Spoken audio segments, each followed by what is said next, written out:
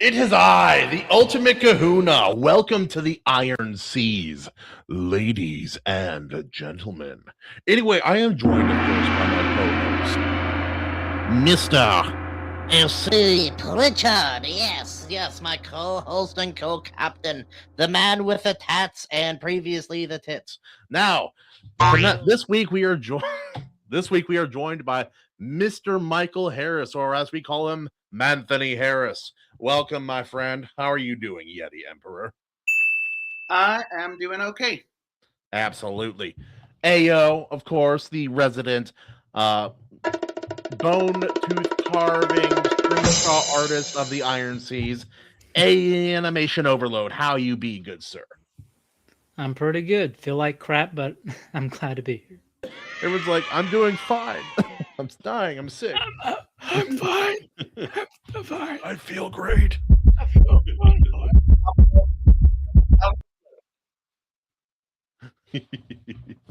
All right, but yeah, this week we decided to go back into the past. A film that definitely was not trying to copy the success of Star Wars in any way. 1984's The Ice Pirates.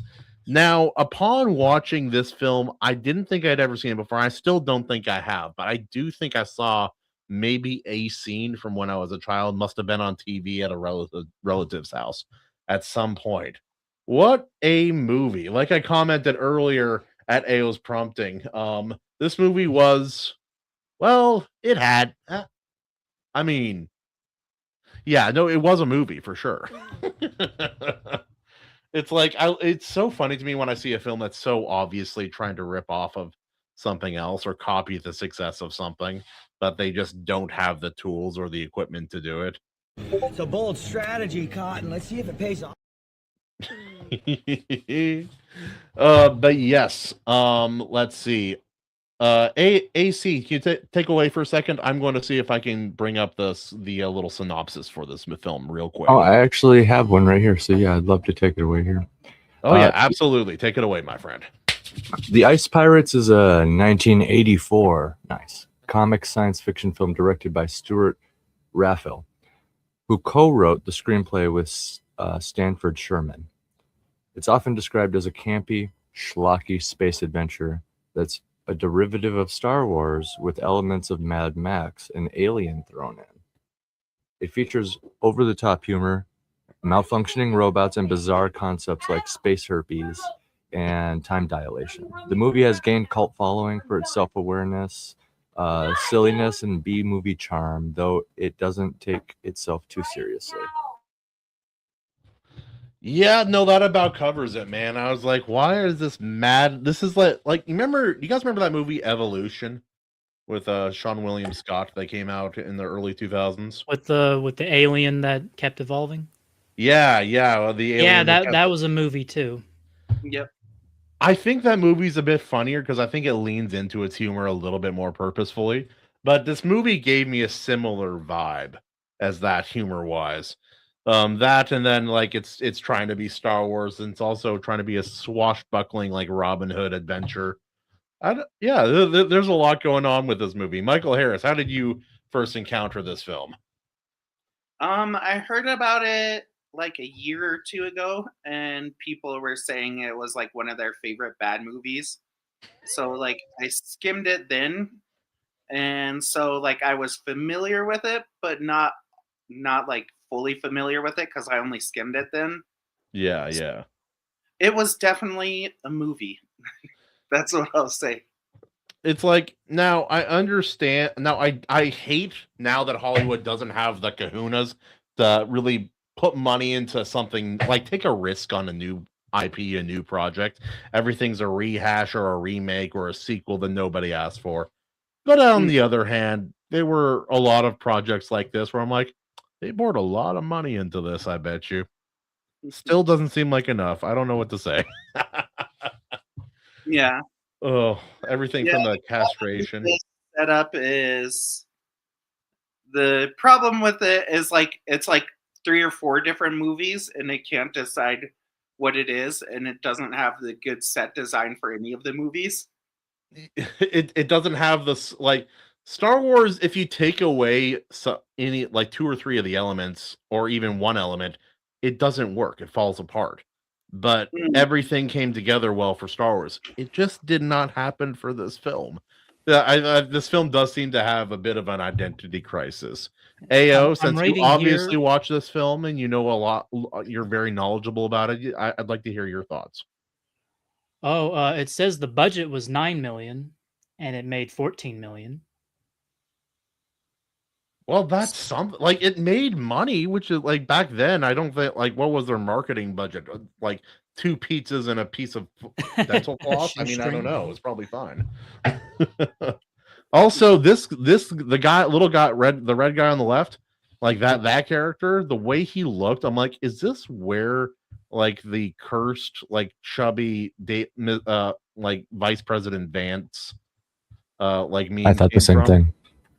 Okay, thank you. I can't be the only one who saw. I'm like, that looks like the meme version of the VP. That's really weird. I wonder if that's where that came from. It makes me think of the Baron from Dune.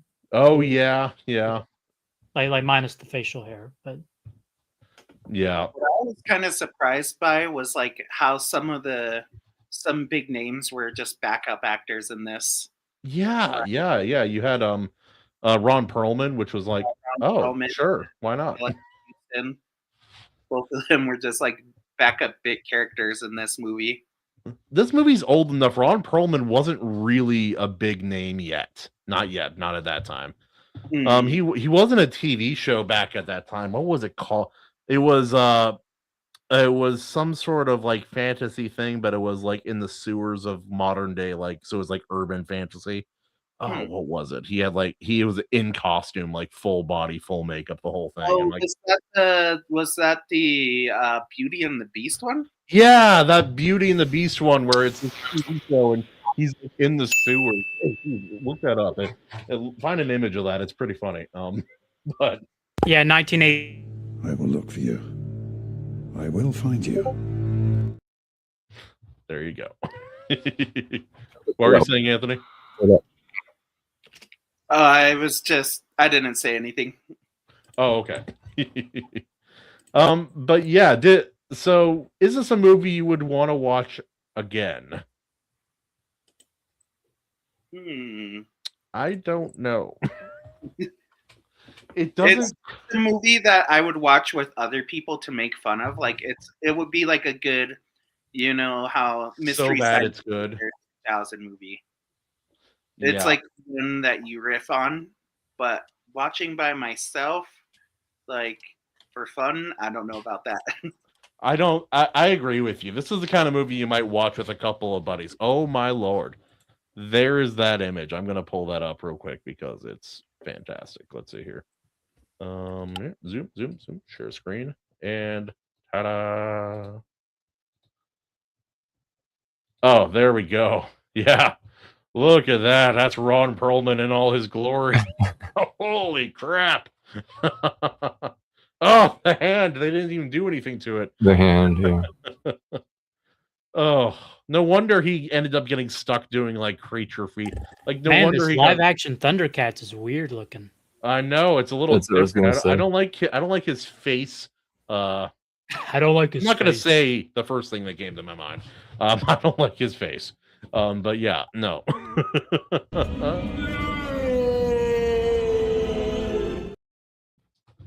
But getting back to this film, I'm like, it feels like it's swashbuckling, but then it tries to be serious, but then it tries to be a comedy. Like, who was this director? What else has this man made? I'm kind of curious because it felt like this thing was just going every which direction. It couldn't. Yeah, it was like a big rubber, like big rubber plate or something. Everybody's just pulling in different directions. With all that being said, like in the beginning, the threat of castration, like follow instructions or castration, works. It's pretty effective threat as a man. I'll say that. Hey, Kahuna. He did Mac and Me. That explains it. Yep. Passenger 57. Adventures of Wilderness Family. So, like, not a lot of ones I know of. Mm. And I like how even back then this was still considered low budget back then. Mm. And I'm like, also, it's like it felt like Waterworld. Also, Kevin Costner's Waterworld. I'm Mm. like, it has like there's some things here, but I like, truth be told, I think I might watch that movie before this one again. Oh yeah, dude. Waterworld is kind of Waterworld as had much, like a crazy budget too, I think. yeah, and Oh it yeah, had that good movie world building. that movie at least it, like, this movie is low budget, but it actually made money, Mm. which is much Yeah. better than Waterworld. Waterworld was just a bleeding gouge in the side of the ship, unfortunately. Yeah.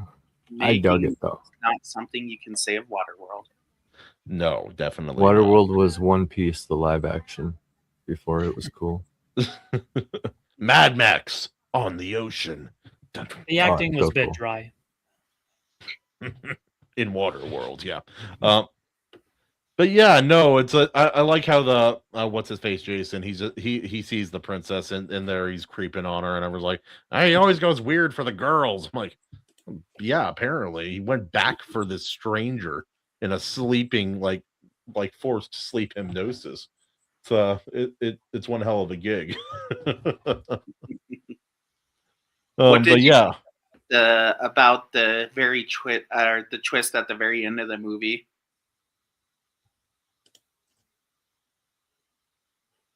sorry, what? I said, what did you guys think about the twist at the end of the movie, like the lost Oh. planet of the water? It's just Earth. Yeah, Yeah. I figured that might be it. I'm like, oh, Spoilers. is this going to be? Oh yeah, sorry, AO, we ruined this movie for you. I can block it out. It's fine. Yeah, yep, it's just Earth. I'm like, this is post Planet of the Apes, but I'm like, this is going to be one of those kind of situations. Like, get there, what alien world is? Oh, it's Earth. Oh no. Also, it's really hard with the kind of life forms that we are to make water the like rarest thing on the planet. I'm like, how does life exist without water? It doesn't really work. It doesn't make sense. You can pull it out of the air. That's why there was so many robots there. Yep. Also, the robots aging. Super. I'm like, oh yeah, and then they get stuck in the time slip at the end that somehow reverses once they get out of it. Yeah. For some reason, I'm like, who wrote this movie? To I be mean, fair, it's- Listen, I trope- watch a lot of Twilight Zone. This is going to be epic. Let me tell you. one of my favorite shows use that trope, like the reversed time skip, but the difference with that is they kept them like they had the knowledge in their heads, so even though they aged and then de-aged, they kept like their memories, which is how you should do it. Well, they did in this too. Yeah. I forgot Yeah. about that. Yeah. No, they kept their memories. It's like, Me too. Me too. I forgot. oh yeah, AO. So, oh AO, I'm going to tell you about this scene in the AC. Were you able to watch this movie? I couldn't find it on my sources, but I looked up some YouTube videos. So Okay. I got the idea. Yeah. So at the end, they're going through space into this different area. And it's like you have to be exactly on course, or you get stuck there forever. Okay, sure, guy. Anyway, they're in this space stream. Basically, time is now moving faster. It gets to the point where 1 second equals 1 day of time, and then it accelerates even more from there. Well, right before going in there, they had hooked up. So she's like, after a couple minutes, she's like, oh man, I have a stomach ache. I'm going to go away for a little bit. And came back and it's like, say hi to your daddy. Brings out this baby. I'm like, oh my Lord, what is happening? And then that little boy grows up to be the man that saves them at the end of this fight and confrontation. He grows into a full ass man and saves their old bosses. And I'm like, what is this film? It would have worked if it wasn't a poorly filmed, really, really bad, dumb fight scene. That too, like, however, like they kept on doing these dumb little sound effects, and like people would like zoom forward a little bit. I'm like, what is happening? What is? It sounds like the kind of movie I would love, but not call good. I think it's a movie we would have liked as children, and Yeah. then gone back as adults to watch again, and been like, Oh, I'd be like, oh, there's a lot of cool man. ideas right here. Let's just touch Yeah. this up a little bit. I learned about it through like a thread on Twix. Like, what's your favorite bad movie? And they were like, oh, this. People were like, a few people were like, yeah, they were like, oh, this movie, and then they were like, it's terrible. I love it. No, I like we all have those films. It's like, and there are even more egregious kind of, people who are like, there's always, whenever a movie does really, really well, a bunch of people try to emulate that success on their own. So, the Bourne trilogy, the Bourne Identity, and that whole Bourne action trilogy comes out. Everybody all of a sudden, oh, I know the secret to successful action films. Close up, shaky cam. We can't see what's happening. I'm like, yeah, but they actually knew what they were doing. They knew how much to show. They knew when to make it more close up and frenetic. Mm. Do And not. they actually kept the action mostly followable.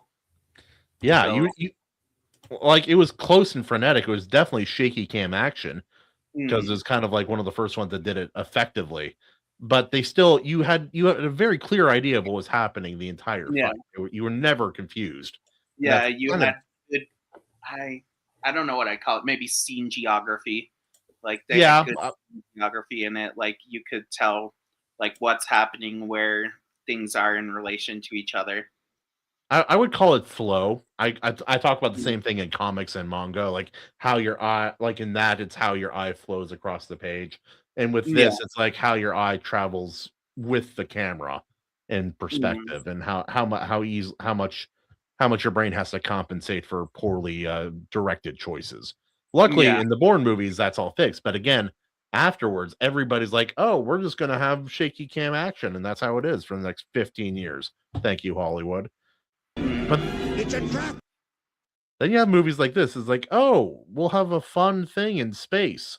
There'll be a princess, and there'll be robots and that talk, and weird weapons, and we're gonna use like quirky like household things and change them. Except for the toilets, they will be white and porcelain, but with clear walls, so we can see them on the crapper in the beginning of the movie. What is happening? So there's that, and it's kind of it's almost a worse attempt. It's like after One the of the- Matrix. One of the things that I thought was funny is like how you're talking, how it has like all this futuristic stuff, but just like normal toilets.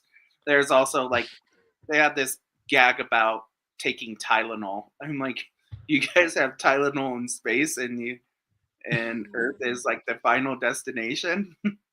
Yep, they have space tile. Like they named the brand. They didn't even fake it. They didn't come up with like something. It's like Everybody in that universe is super into trains and dinosaurs. It's like Futurama. MasterCard is still a thing. Yeah, it's like, also you guys have all this technology, and then you have this old fashioned ladder to access a very vital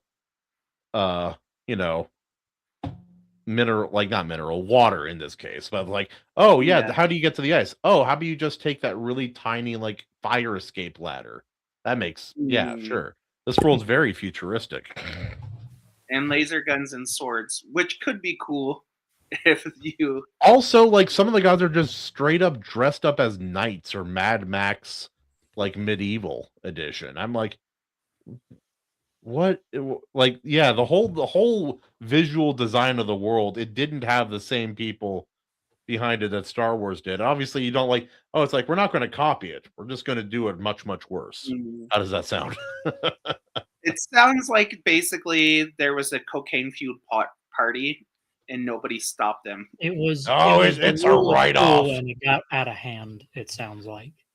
You guys better be so happy that I'm not wealthy enough to have access, because I would be unstoppable. You'd hear about me like karate chopping cop cars in Seattle. Be a fun time. Oh, but yeah, no, and the acting, like sometimes they were trying, but then other times they were kind of, it's like different actors and actresses brought different things to the roles. Like some were playing it campy, some were playing it kind of, like withdrawn a little bit. Others were bombastic and and like I'm a serious adventure, and others I'm like, oh, this is a comedy. I'm like, again, was there a director in this movie like at all? Did he have a vision? Was there a choice? I don't know what happened.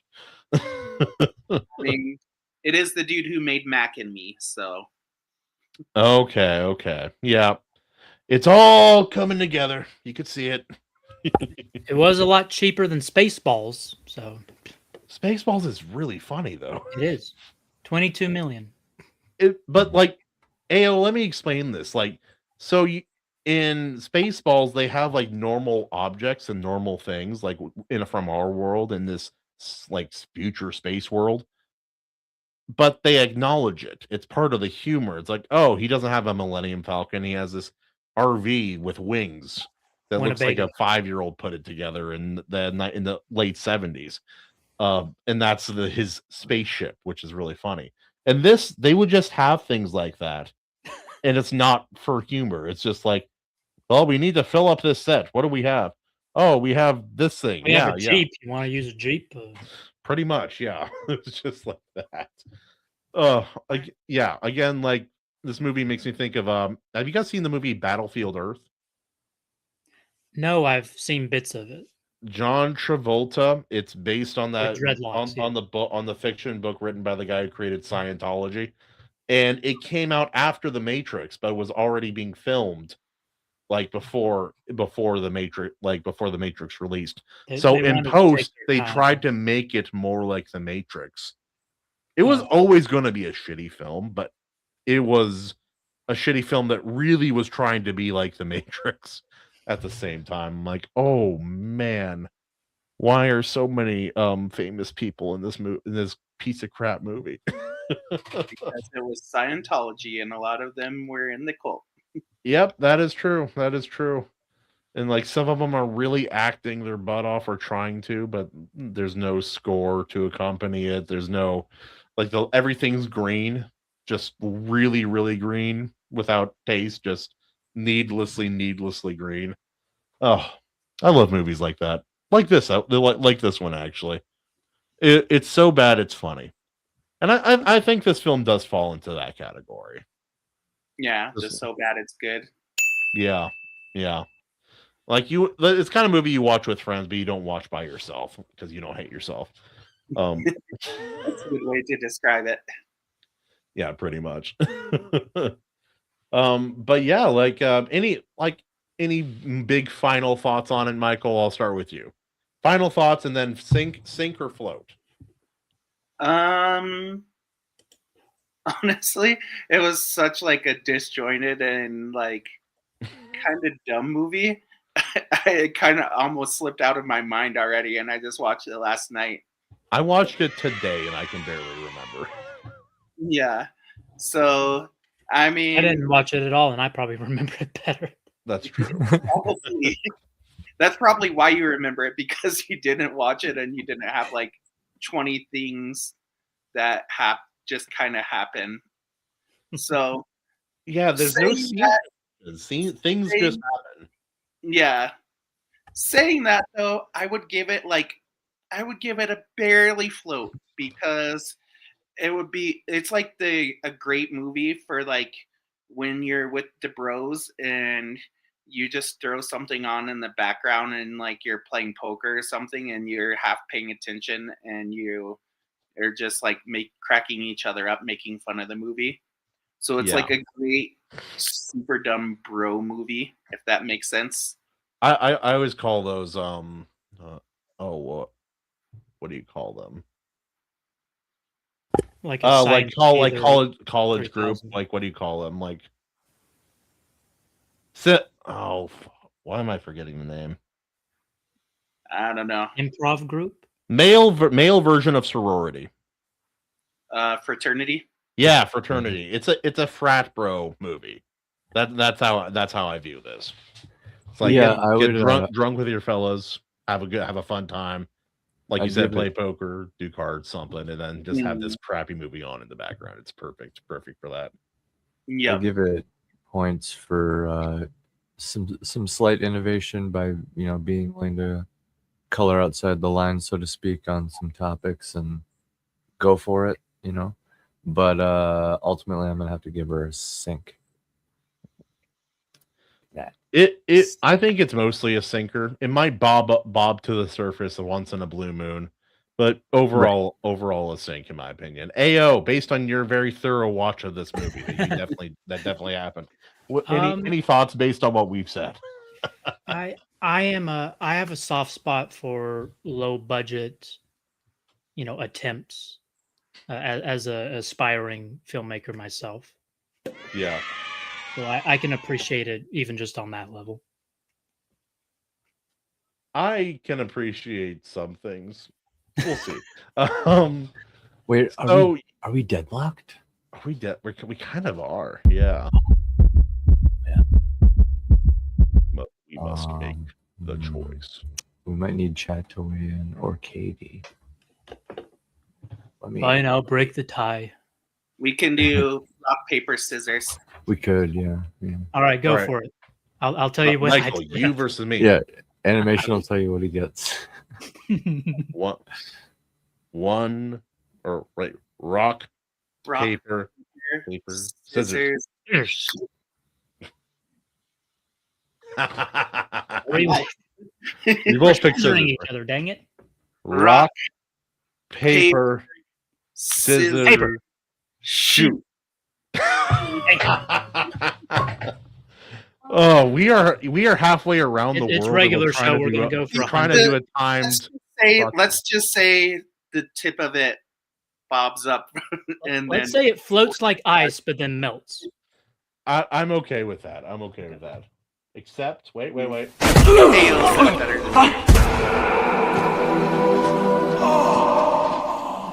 Tuesday nights know where I'll be. I have the power. You cannot dictate my destiny. I am the captain of my ship. Anyway, my brother, my king. Oh man, Oh yeah, I got to watch the 4K edition of those movies for the first time ever. For my birthday, I got to watch each extended movie in theaters, one every night for 3 nights in a row. Nice. Holy smokes, dude.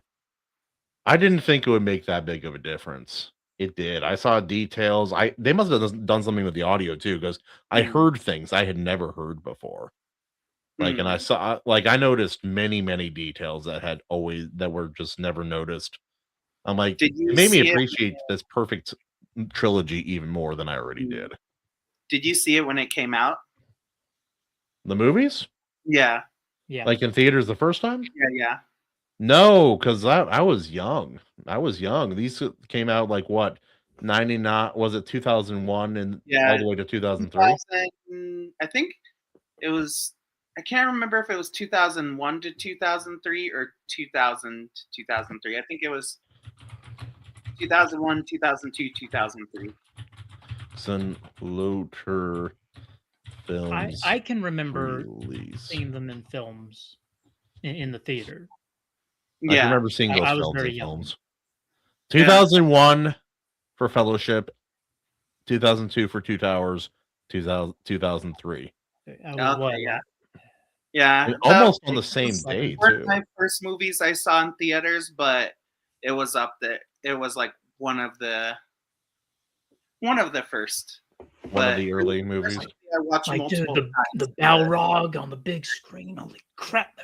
The Balrog was one of the earliest things, because I saw a trailer for the movie way before they, because they had filmed they had finished editing a 30-minute version of the movie, just the Moria sequence, for a film festival.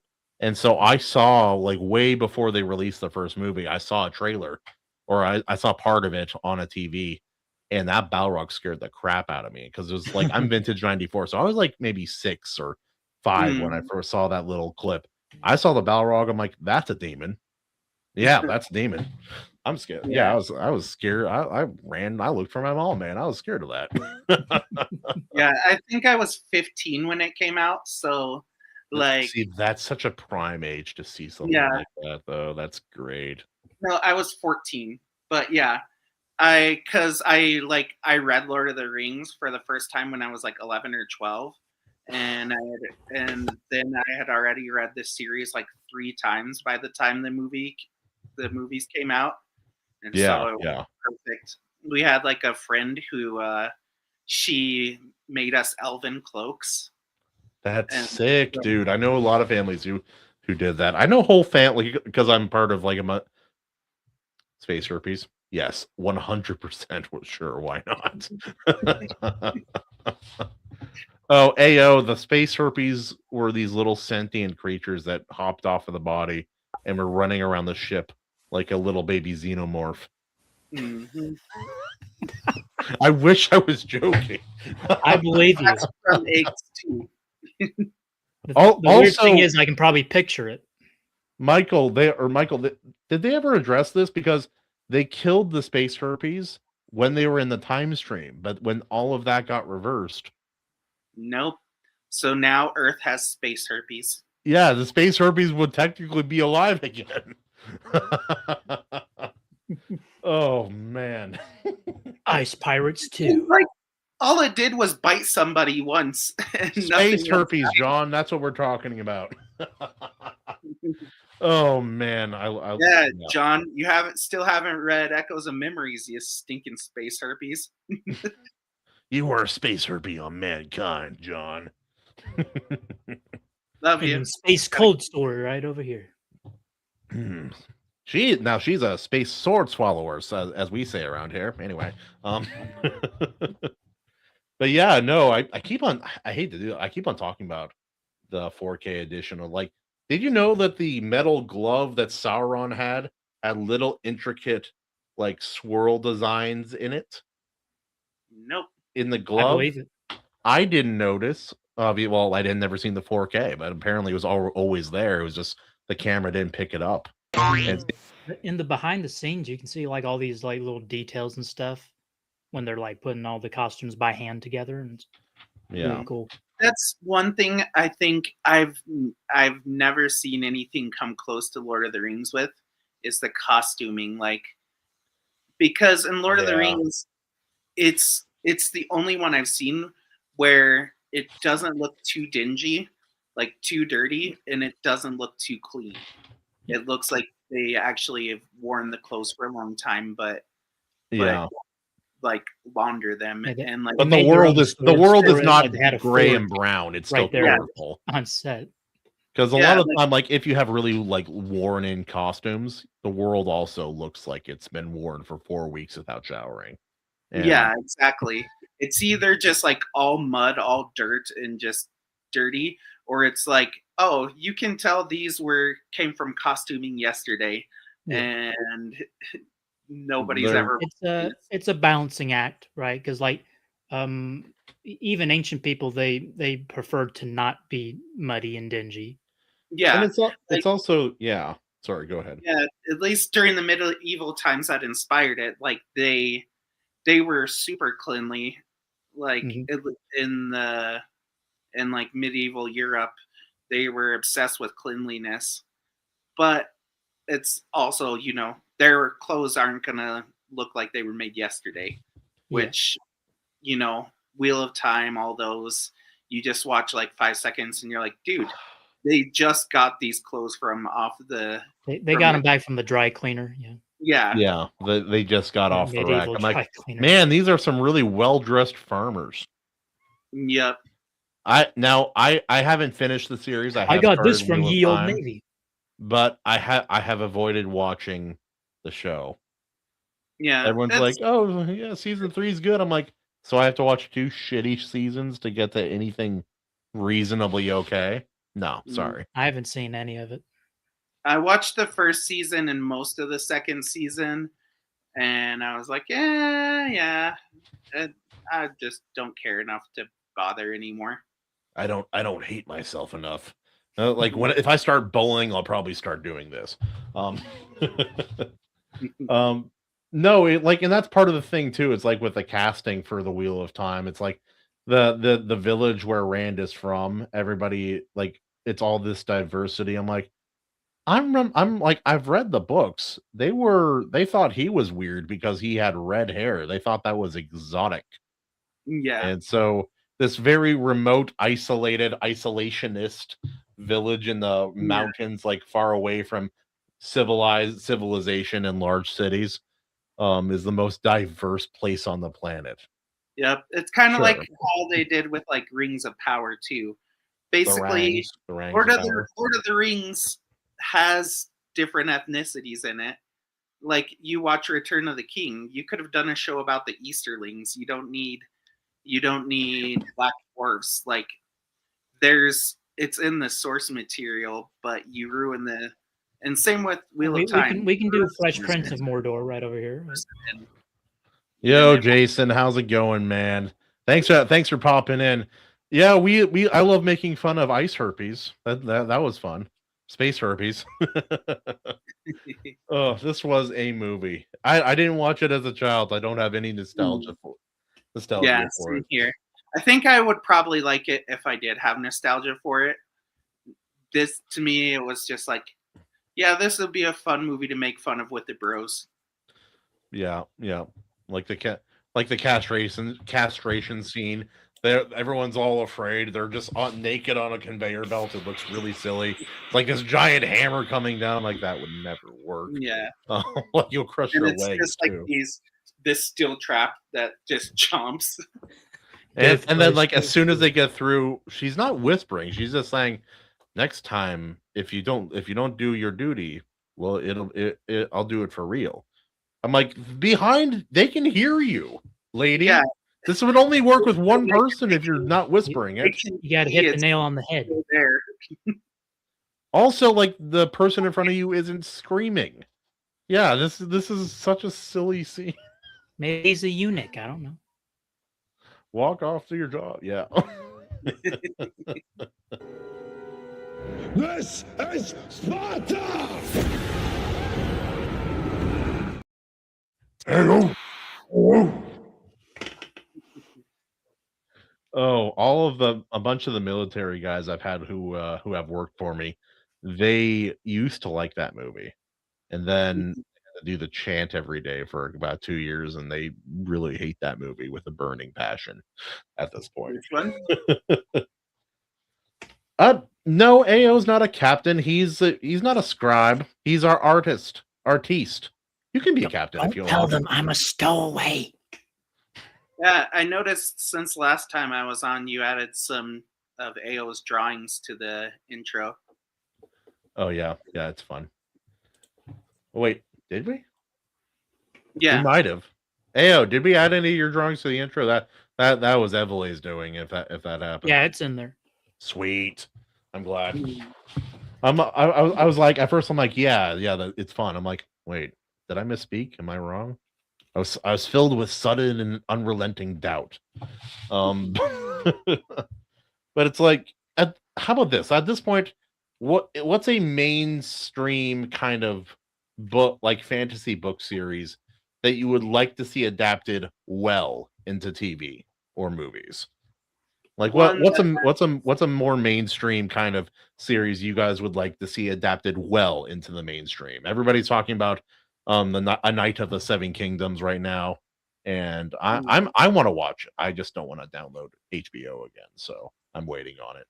Feel the high seas. There are ways. Red Rising has become Bill. I agree. Red Rising has become mainstream.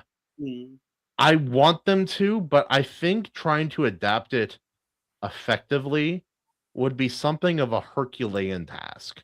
It would be it's hard. I think it's harder to adapt than Dune. What was that? Yeah. What I was saying is property, I think if they did it right, it could be really good. Since they're now doing like the Sanderson's Mistborn, so I won't choose that. One that I think that if they did it well could be awesome is the Dresden Files. They did have like a short TV show. Oh, it was so shit. It was so shit. It was bad, but it was good bad in my opinion. I think the movie Constantine actually showcased years ago that we can have the Dresden Files. Dresden is very doable. And you could even do it like the OG Game of Thrones, like start off lower budget and work your way up to a higher budget as the story gets more intense and more big scale. Yeah, and one thing like I noticed, like I just finished reading the newest Dresden book, and I'm like halfway through the newest Stormlight Archives book, and it's so interesting. Like I'm like, Sanderson, you should have waited a year and learned from Butcher Rhythm how of to War. handle like all the mental illness stuff, because I'm like basically I'm halfway through the newest Stormlight Archive book, and I'm just like, he desperately needed an editor, and he desperately needed somebody to just like tell him, hey, you can write all this stuff without therapy speak and make it compelling. The modern language, characters weren't acting like them. Wind and Truth was a horribly disappointing book. Yeah, it made me not want it brought me to the edge of not wanting to read any new Sanderson. And that's like that. Like I talked with Joe about this because Sanderson was one of my favorites. Yeah. But then he came out with an expansion of one of his older short stories. In the book, The Isles of the Emberdark. It's really good. Yeah, for me, it's interesting because like I just read The Sunlit Man, and I was like, that's really good, and it like ties into the Stormlight Archives, and like I liked some of his secret projects. So I'm like, you can do it. You just need somebody to tell you to stop being around woke idiots, and you need an editor to cut out. Well, he's become the woke, like majorly, and you can see it affecting his writing. He also he had an editor that was really good.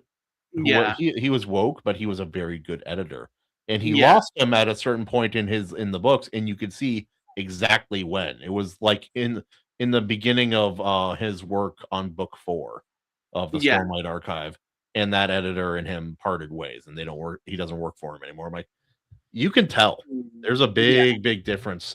It feels like, I know it's a big company. There's a lot going on. It does feel like to me like there's too many cooks in the kitchen. Yeah. And it's so interesting because like if you look at the newest Dresden Files, it deals with so many of the same things, but it does it in a really compelling, really good way. And it's also like almost anti-therapy speak, it's like how people naturally heal. Whereas like not saying, all this therapy stuff. It's like, hey, you've been through hell, and you have to take time. You just keep moving forward step by step, and forgive yourself for things you couldn't control. I do think I have a bit of a theory about why we've had some problems with. It's not the only problem, but I think it's a problem that he's encountered with Stormlight specifically. It's too many words. You can only dive into a character's story so far before it starts to feel either redundant or repetitive, or you have to change who they are fundamentally to keep the story going. And I think we see that a bit. I saw that quite a bit in book 5. That's just my opinion. Yeah, I'm only halfway through so far. But like one of the things I've noticed with Sanderson is like when he keeps his what's the name of like his universe? Cosmere. Yeah, like when he keeps the Cosmere out of it more, it's really good. But when he makes it like mostly Cosmere focused, it doesn't work out. It's hard. It's harder. Yeah. Yeah, because like basically whenever the Cosmere is the focus, it draws attention away from the main story. So like with his writing, he's good when it's like a tiny Easter egg, but when it becomes the main focus of the story. Peace out, Jason. Thanks for coming by, man. All right, get back in bed, old man. Howdy, Bill. How are you doing, man? A little tired from jujitsu. Got my ass kicked. That happens a lot. Brazilian? Jiu-jitsu? Yeah, it should. Yeah, Brazilian jiu-jitsu. Oh, okay, nice. It's actually great. There's this one kid joined a little bit before me. He's just meteoric improvement, but he's also going more often than I am to the gym to do the jiu-jitsu and some other stuff. And so you finally decided to crawl out of the futon, you little turd. Talking to your cat. Yeah.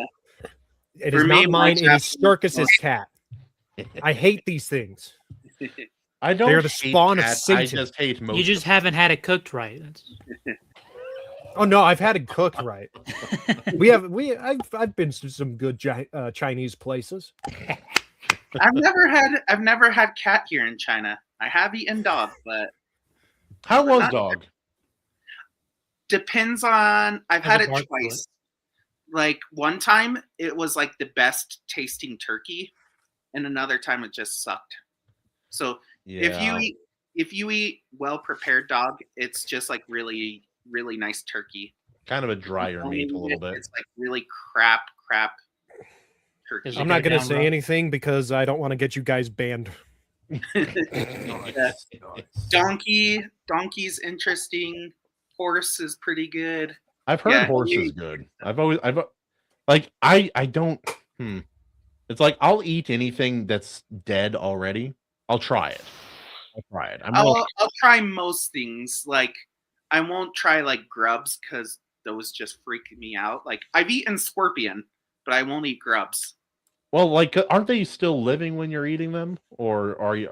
I guess it depends on the dish. I know there are some crickets, like they fry them up and they're basically like chips. I could probably do that. Yeah. If they're moving, it's a no. Sorry. No, like the scorpion I had, basically it was just barbecued scorpion skewer. If it's cooked, I might try it once. Yeah. It's not good. It's not bad. Basically, scorpion just tastes like dried shrimp, like freeze-dried shrimp. Yeah. Well, it like shrimp. People don't like to think of it this way, but shrimps, lobsters, they're just sea bugs. That's all they are. That's all they are. Yeah. Yeah. People do not like to think of it that way, but I'm like that is what they are. I'm like they're invertebrates. They have the shell. Yeah. As a dude who grew up in the mountains, I was surprised to learn that fish aren't considered seafood. Like seafood's all the other stuff. So, yeah. Evolution. I'm totally vegetarian except for beef. I love beef. Yeah. Except for beef, yeah. The big one. I'm vegetarian except for beef, chicken, eggs, cow, or like not cow. Cow's beef. Cow, beef, calf. Yeah, cow, beef, calf, deer, veal. No, I was trying to say mutton, but mutton. I could only think of the Chinese word for it. Ain't got mutton to talk about. Yeah, mutton's pretty common here. That joke was lamb. It's pretty good. and Bill's right. Evolution is I don't even know if it's a bad movie because it's so aware of what it is. It's okay. It knows what it is. I didn't burst out laughing at it, but it was fine. You didn't laugh at the ice cream comment? No, some of it was funny, but it's not my favorite movie. I'll never forget that line. Hey man, all you single guys out there, don't go fishing. Anyway, real quick before I forget. So there are, on top of Red Rising, and right now, Kahuna, I'm going to say it right now. Anything is filmable. You just need the right visionary to translate it. But there are two your average day. Two works that are not necessarily mainstream in America that I think would do gangbusters adapted. Yes. Both of which have technically already been adapted, but I think we can do better.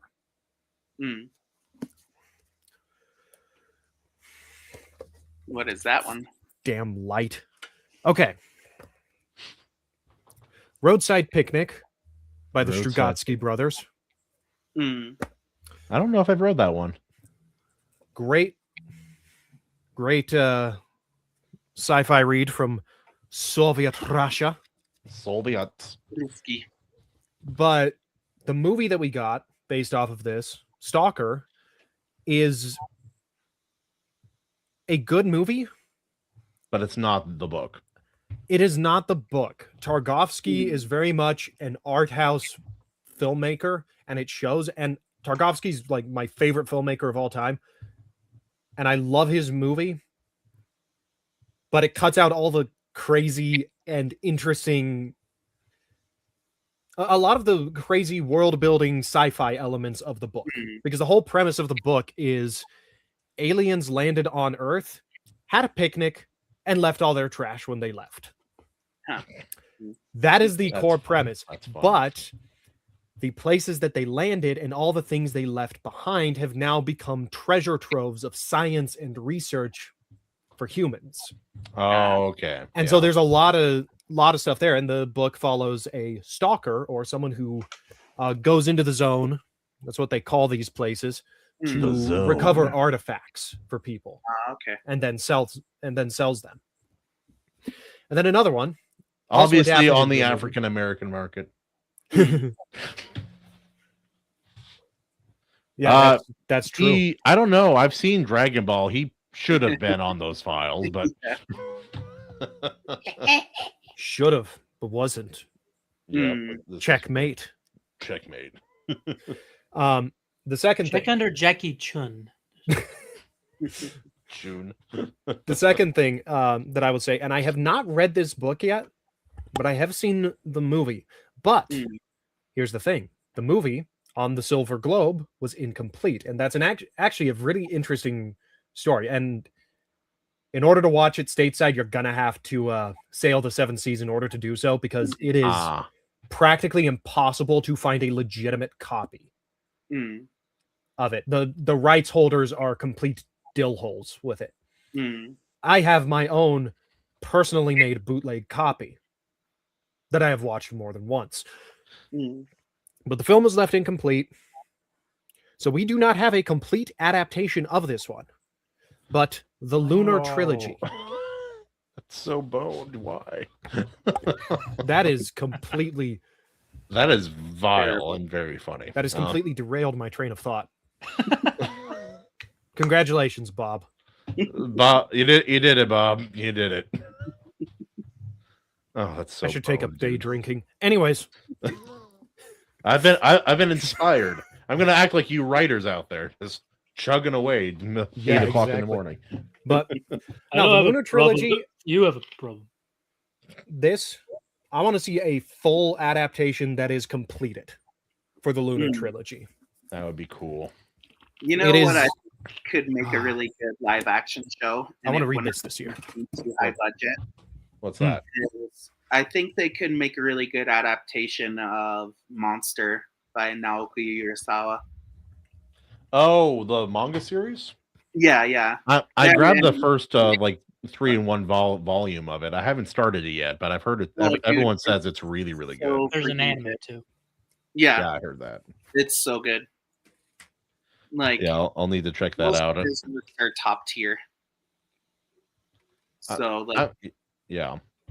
that I've been one, fun- like it's nothing super unrealistic, but it goes deep enough into things like a lot of the things that we're seeing now with like Epstein and whatnot. Yeah, like nurture versus nature. Yeah, Um, The multiple nature of personalities, evil. stuff like that. Belief, things of that nature. Yeah.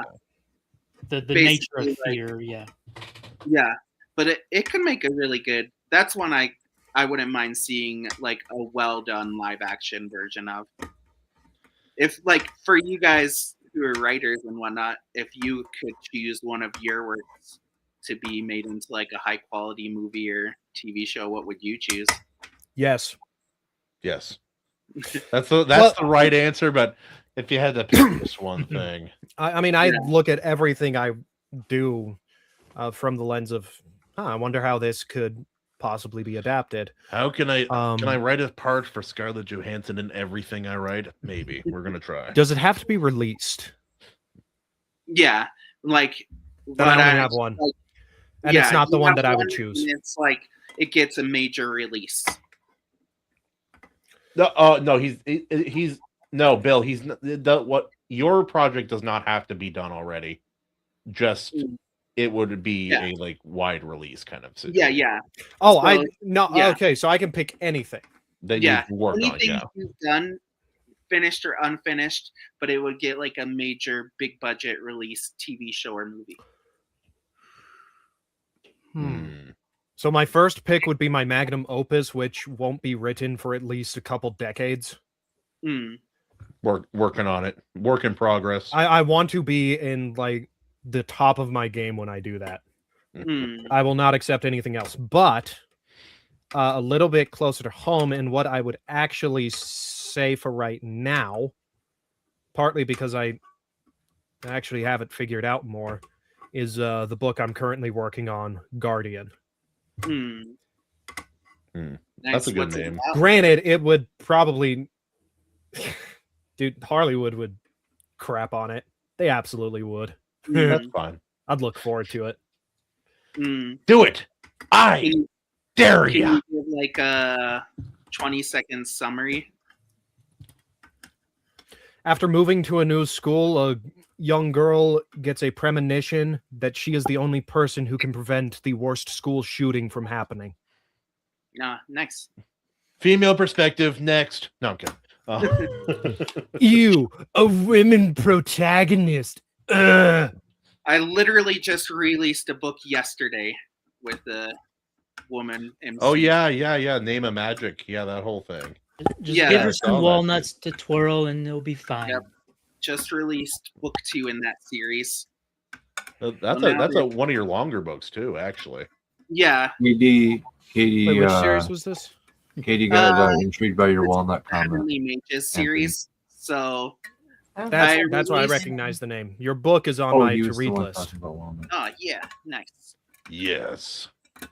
So Anthony, book 2 I just released literally yesterday. So the first book is kind of like a set in Asian magic school one, and like the Chinese Harry Potter.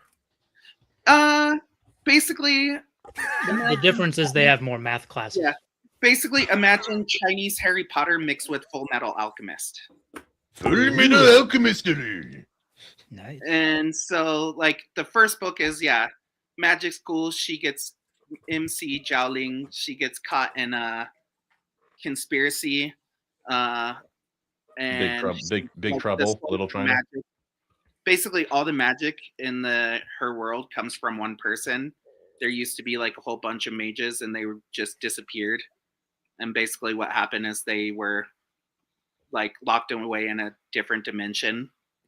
But like the mage they used to lock people away, like his powers bleeding through. And so she like gets connected with him. So he's just riding along in her head. And like they got locked away because they tried to exile these demons, like these hybrid demons. And so the second book, basically the mage who did that, he escapes from like the alternate dimension, and so now he's free, back in the world again. Yeah, so he's back in the world, but he's supposed to be the only one with magic. But the demons that should have not been able to be there since he, escaped his prison, and they're still locked away. Some of them keep showing up. So do they grant powers, or are they just themselves a force to be reckoned with? So basically the demons, I call them the voids, like basically like they could absorb the heavenly mages' powers.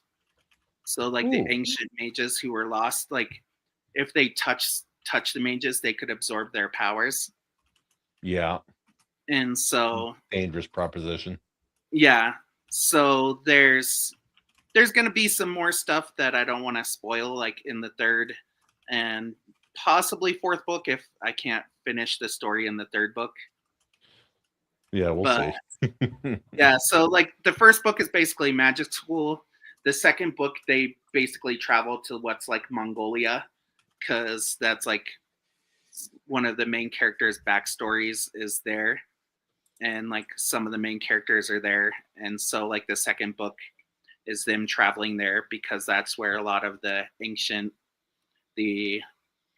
demons that shouldn't be able to be there, now that the male main character escaped, that's where they're showing Yeah. up. In a more desolate, mountainous kind of region. Yeah. So I could see that. That'd be dope. That isn't my book that I would choose at the moment. The one I would choose for my adaptation would probably be my Sherlock Hamster series. I knew it. Like, so why Sherlock? Why Sherlock Hamster? Why Sherlock Hamster? Because I think kids need good, fun, like hard-boiled detective stories to get them into detectives and get them just like. Kids need good detective stories with stakes that are fun and kid friendly. It's tough because if it has stakes, it's hard. Like if it's a detective story and it has stakes, it's usually not kid appropriate, which is part of like I'd love for my kids to watch the Apothecary Diaries, and it's like it's mostly fine, but then they talk about like prostitution and venereal diseases, and I'm like, they're a little young. Yeah, Let's maybe not that part for now. Yeah. I don't have prostitution and venereal diseases in Sherlock Hamster, so you're okay. Well, by George, by golly, you should have more venereal diseases in your kids' books, Michael Harris. Anyway, welcome, Jared. Talking about venereal diseases in kids' books. How are you doing? Well, this is my kind of conversation to drop in on. So were you able to watch the film? We've kind of already wrapped that up, but were you able to watch the film? Oh yeah.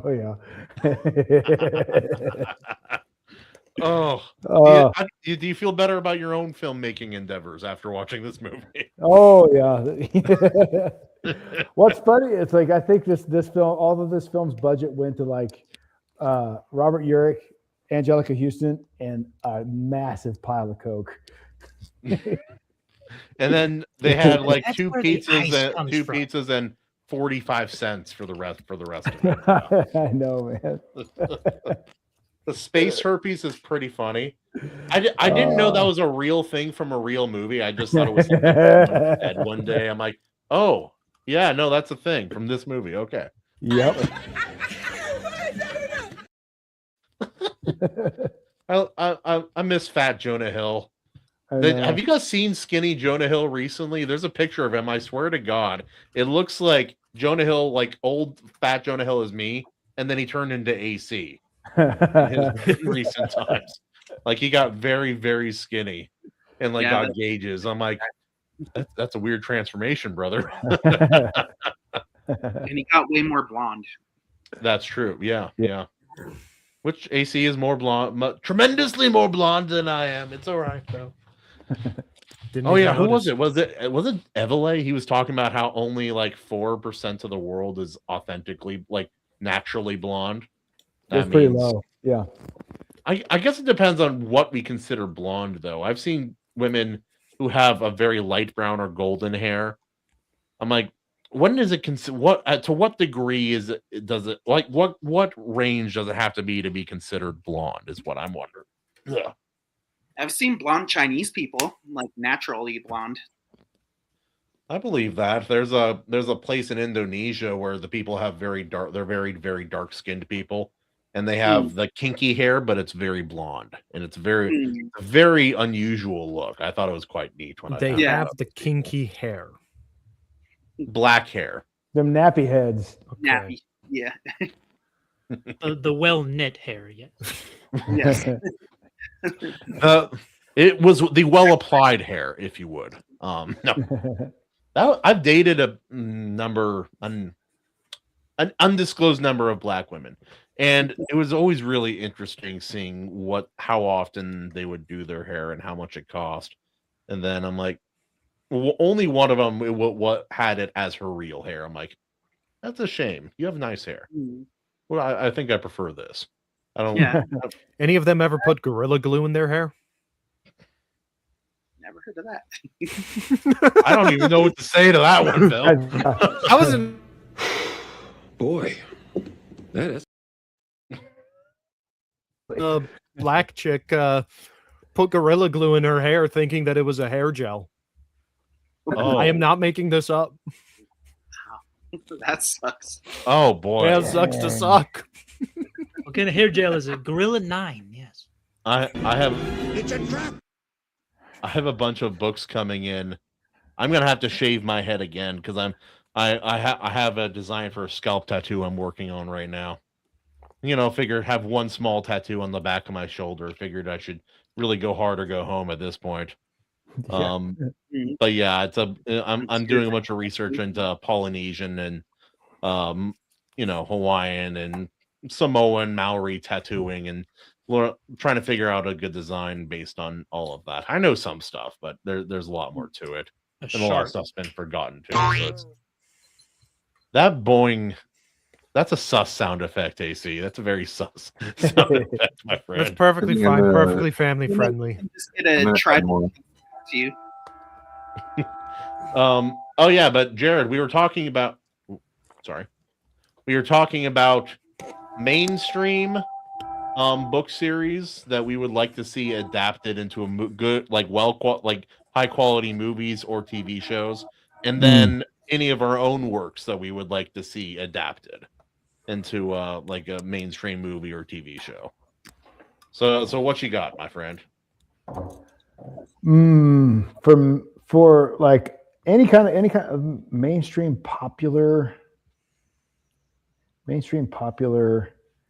book series adapted to film, just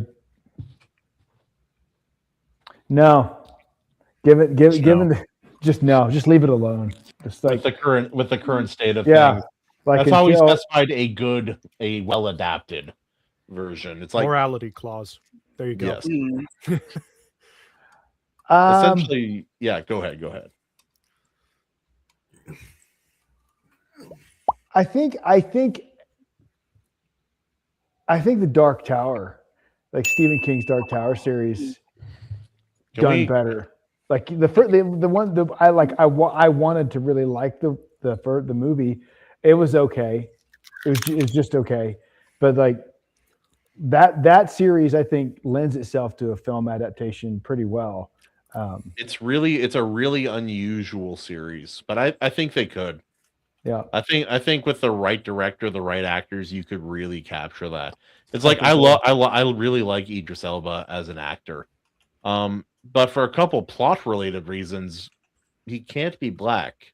If you've read the books, there's a very, very black lady later who is very racist to him because he's white, and for no other reason. Well, it's convenient. Black women can't be racist. Well, trying to tell her what to do. It's convenient in today's culture, in today's climate, because they could just race swap the black lady, and then it's perfect. Because then you've got dual purpose victimhood. Just dye his hair blonde, and then she can make fun of that. If you guys had to pick it, her white, that's what they would do. Oh yeah. Like, let's think about that though, because who here has read the Dark Tower series? I've read a little bit, but not all of it. I haven't read the whole thing. It's a pretty long series. Yeah. Bill, have you read any of the Dark Tower series? No. I thought your screen was frozen for a second. I did too. He sat so still. You were so still. Just like dude, he was like a cat, like getting ready, like just watching a mouse. It's like I'm ready. That's got him. I was debating on how I wanted to respond, whether I wanted to say just no or be more disappointing to all of you and say, I've seen the movie. It was the SpongeBob meme, them just running around in there. I was going to say I would love to see either a studio commit to this or like a company like HBO or Netflix or whatever, but The caveat is that this is going to be as accurate as the Lord of the Rings movies, so it doesn't have to be perfect. But ideally, I'd like to see it accurate. Adaptation. Right? It doesn't have to be perfect, but I'd like to see it accurate. But my idea is basically you just go through the Lovecraft catalog and you make accurate adaptations of everything. Just I'd boom, like boom, boom, to knock see it out. like the Bone series by Jeff Smith, comic series. Yes. Bone I is haven't so read good. that one Bone yet. kicks ass. It has wonderful art, nice character designs, a lot of world building. It'd make a good show, assuming they freaking did it right. I am not familiar with that. That's Yeah, look it up. Good read. I've got the whole thing over here on my shelf. I've read a Me few too. volumes, but it's been probably 15 years. So when the Dark Tower movie came out, they came out with some statues and figurines for it, but they looked more like the book characters than the actors in the movie. So this is the man in black. This is their statue for the man in black from the Gunslinger, and he normally has a crystal ball that he's holding there. But I'm like, yeah, this does not look like Matthew McConaughey at all. This looks much more like how I pictured the book character. Like, yeah, what a shame. But Matthew McConaughey was a weird casting choice, man. he's a good actor, but I just not what I pictured. The Man in Black needs to be quietly, like, almost not like almost so subdued that the only thing that signifies that he is evil is his actions, not his presence. Yeah. Like what he says versus what he's evil because of what he does, but what he said, like, he seems somewhat innocuous most of the time in dialogue and conversation, which is part of why he's so dangerous. You know what? Another IP that they haven't tapped into yet, which I'm surprised. We've had all these ideologies and politics shoved down our throat for like the last couple decades or whatever, and they could have just picked up certain specific IPs.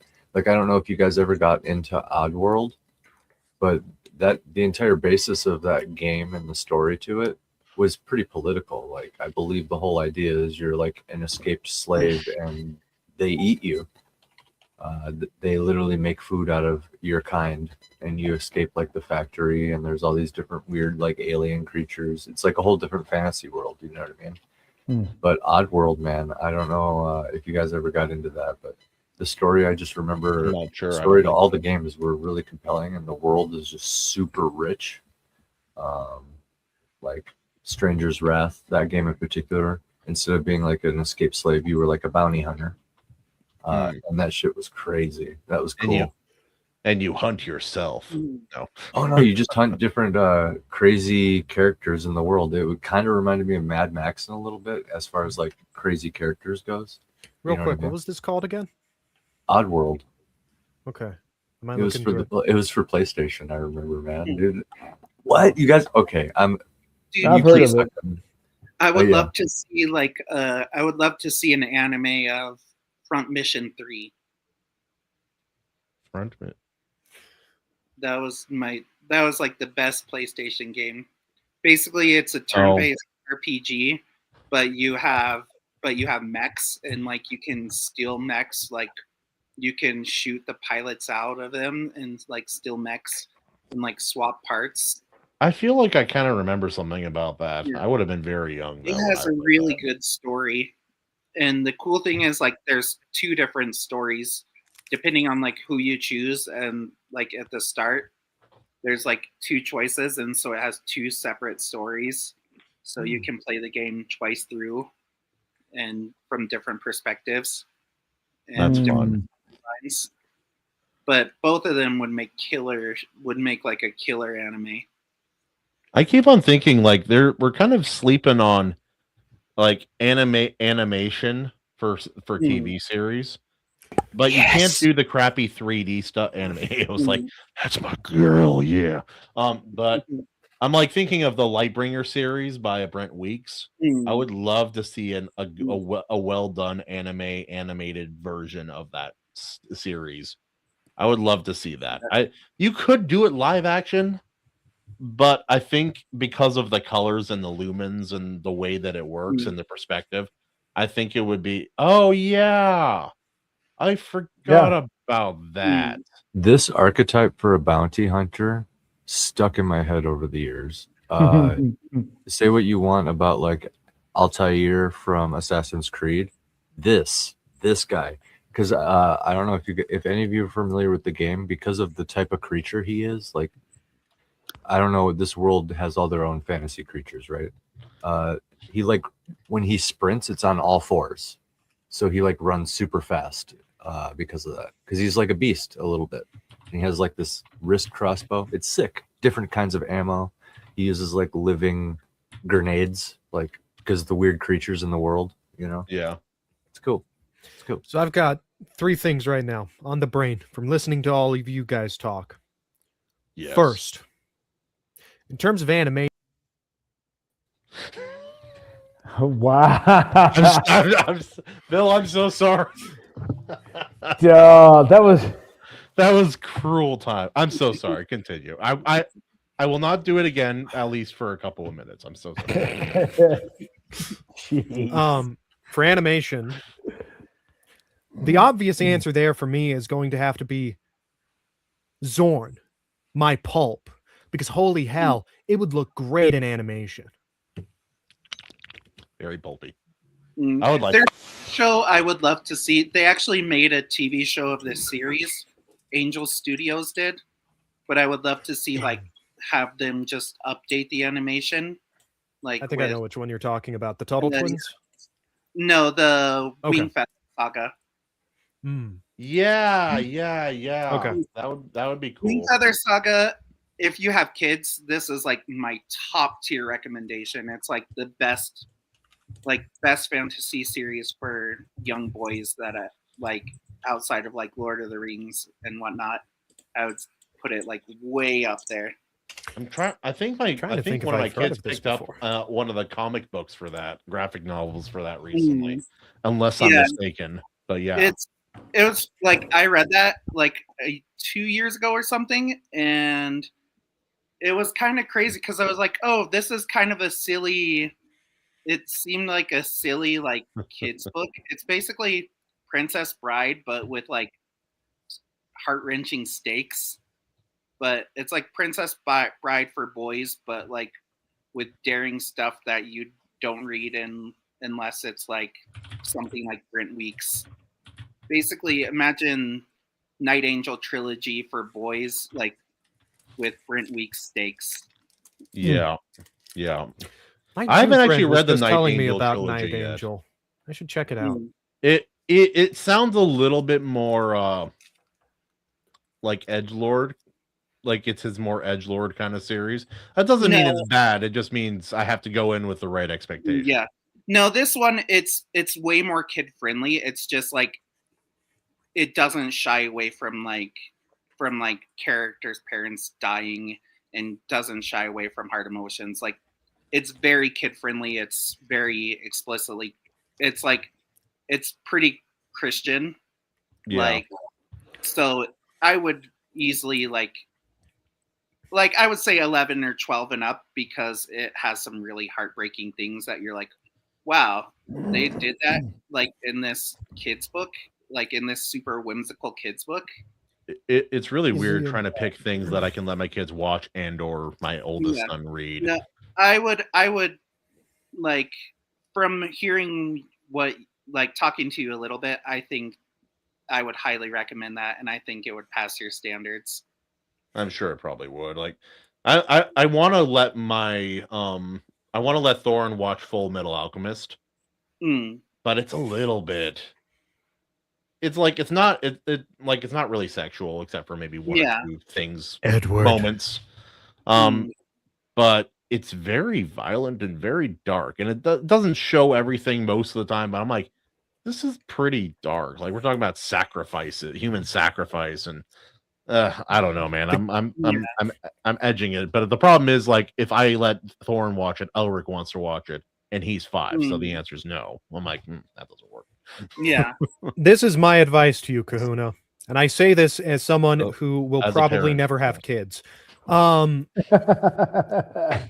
Kids need to be traumatized. As I like to say, they have to see Optimus Prime bleeding out on a hospital bed it's good for them. Okay, it's good for them to see. Why is Optimus Prime on a hospital bed? Have you never seen the Transformers movie? He died in the from movie. 80s? Yeah, And, like On a legit, he hospital bleeds bed? out. He bleeds out on the on a hospital. Why bed. didn't they take him to a mechanic? They didn't I have AAA. questions. Dang They it! did that for Ultra Magnus when he got blown up? It's like, Optimus no, if I Prime, he's want to the make old you model. We gotta traumatized, replace I'll the The just. Ultra warranty Magnus. expired. He didn't have any insurance. Okay. Oh yeah. Oh, we were talking about other things that Ron Perlman was in. Ron Jared, Perlman. besides- did you ever see the old Beauty and the Beast, like the Beauty and the Beast, like TV show he was in way back when? Oh yeah, dude. I watched it when it was prime time. That's wild, dude. Yeah. Badass. I saw Oh, the and whole series, man. I hope I never see this again. I can't Vincent- unsee it. He's just staring into my soul with his What's like funny is, little like, mouth slit. he's much better looking as Vincent than he is as Ron Perlman. That's probably was- true. Swim from That was Monty always the Python. joke. It was my mom always said that. It's like he's so much better looking as Vincent than he is without his makeup. He's much better looking as the human lion. Yes. Oh, I was gonna Yeah. say your question earlier. Bill made me reminded me of this. As entry level like live action, I would like to see A Memory of Mortality or my full length novel, A Promise of Starlight.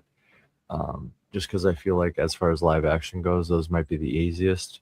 The I novel agree. might be a little trickier because we're talking like pretty consistent, like several other fantasy races on screen at a time. But like with A Memory of Mortality, you might be able to like scooch by with some tricks.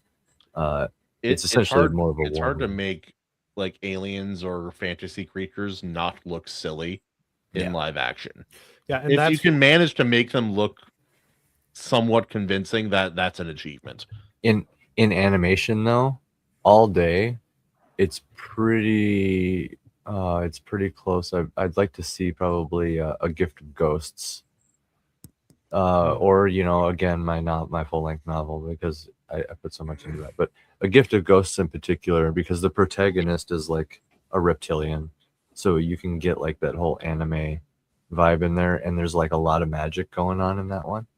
Gift of so- Ghosts. And that's why I'd say animation for Zorn as well, because all of these extraterrestrial races feature heavily. So either we're putting someone.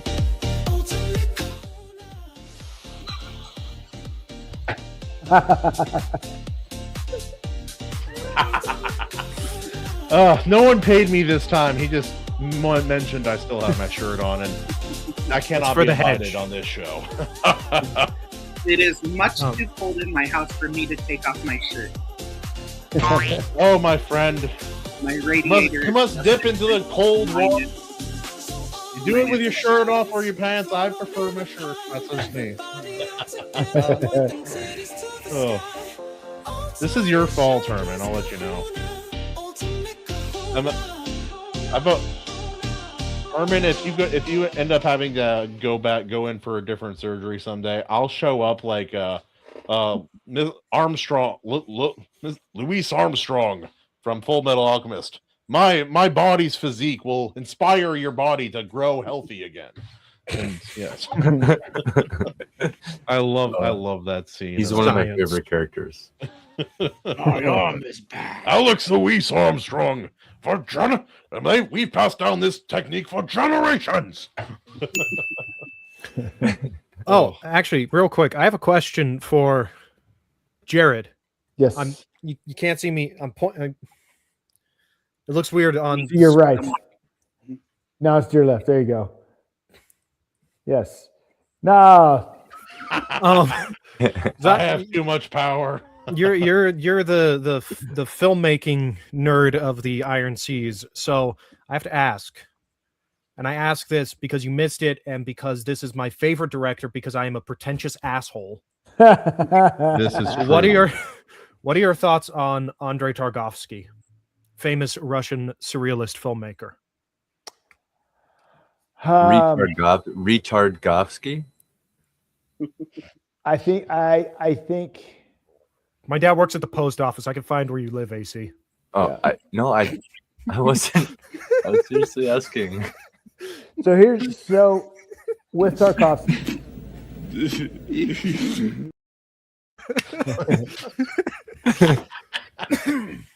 Sorry. Your strength gives me strength.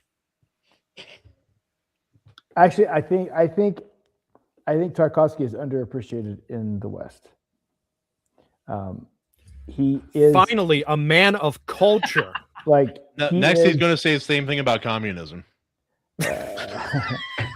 It just wasn't done right. Okay. He is a surrealist, and so like nothing he has is very accessible, and so I get that. I get that, and so like you either got to be a nerd or a pretentious like asshole, just really into film to appreciate it. Yeah. Okay. But I figured I'd ask. Not pretentious. Are you saying I'm an uncultured swine, Jared? You're a very cultured swine. Probably. Yes, you're very cultured. You're very cultured swine. No, it's just so hard to find people who've A, heard of him, B, like him. At least this is the thing. I feel like the odd man out because I'm into a lot of weird stuff like Tarkovsky's work. Yeah. But I'm also into a lot of more mainstream stuff like OG Star Wars and OG Star Trek. And so I'm kind of in this middle ground. I'm like, well, crap. Yeah. Because a lot of the people who like manga. guys like Tarkovsky are just pretentious D-bags that you don't really want to associate too much with. This is true. And But then the people who like Star Wars and Star Trek are like, wow, a 15-minute sequence of a dude driving through an urban landscape. Can I just leave now and never turn this on again? Well, from a technical standpoint, there's a lot to learn from Tarkovsky. Like some of his absolutely. some of his visuals are they are unmatched. Dude, and Solaris. I Saw have the to be shots in of the planet on be in the Solaris. mood for that kind of film. I do like it, but I have to be in the mood. I can't just pop it in any old time. Yeah. For I me, recommend Mirror. I've seen a lot of clips of his work, but I haven't seen his works because I know it would be something I wouldn't like. But like, I really appreciate like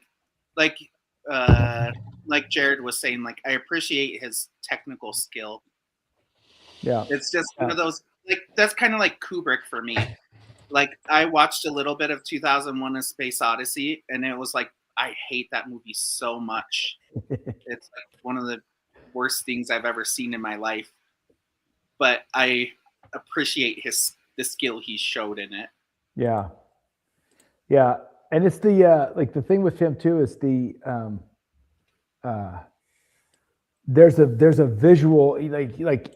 He is not afraid to tell an entire sequence of a film visually. No dialogue, no real action, just this visual storytelling that like it's hard for a lot of people to get into, but if you think about if you're willing to dive like really dig into what he's doing with the storytelling and then just look at it for what it is, just appreciate it as a piece of moving art. Like he's pretty daggone good, man. It takes a special. It also takes a type of bravery and freedom that most filmmakers are not truly afforded in modern filmmaking. Yeah, in my opinion, at least in the West, a lot of films don't have any room to breathe, and that like in some films that's an advantage. Some movies are like, oh, this is quick. You could get like this. This is like the fast pace works for it, but there are times where it would be better if a movie had more time to breathe, and even books and comics are like that too. Like a lot of these modern comics, they don't know one dang thing about pacing, and it's so painfully obvious when you're reading. It's like with a comic, and like there's more freedom with a comic or a manga as well, because you can read it as fast or slow as you like, but they still manage to F it up every now and again, and that's such a disappointment. Anybody know what we're looking at here? Yep, I'm assuming something from Iron Lung.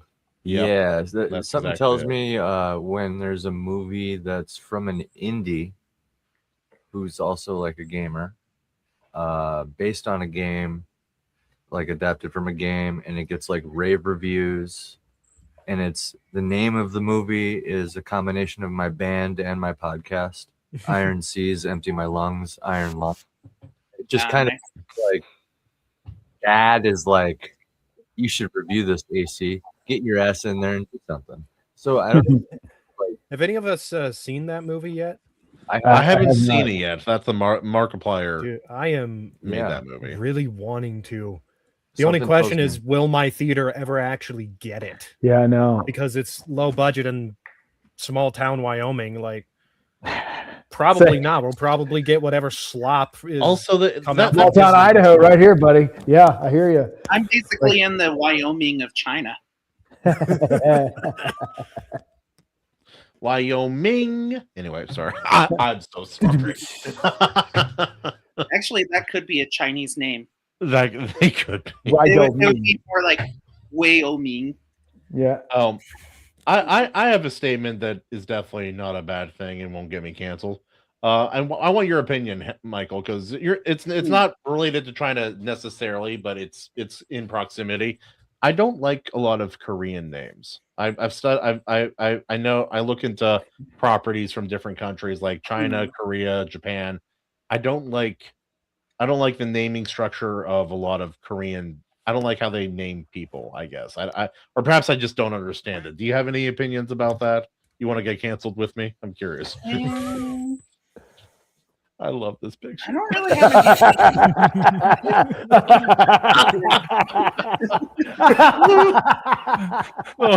any.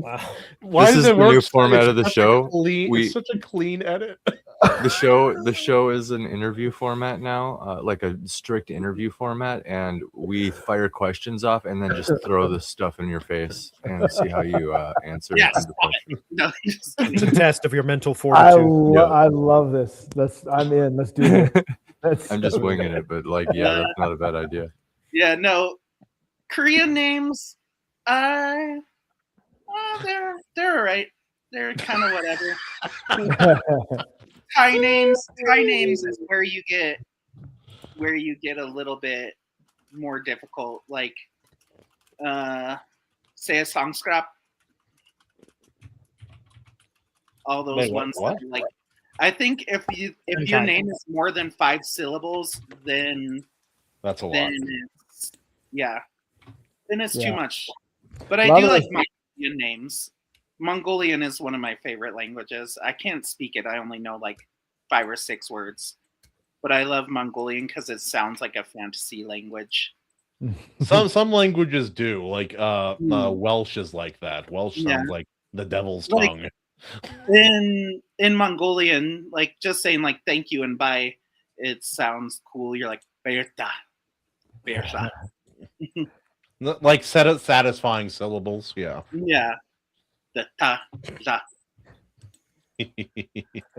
You said Welsh was the devil tongue, and that I'm a Welshman, so I'm opening up. Have you heard Welsh, AC? You know it's true. You've heard Welsh. Oh, I can't understand a damn word of it, but I'm still going to open up a violence store. That's what is that? Blood libel. That's what they say. I actually have a comment to make that relates both to film and Asian languages. Okay. And the Welsh is devil. So, my favorite movie series of all time is Zatoichi.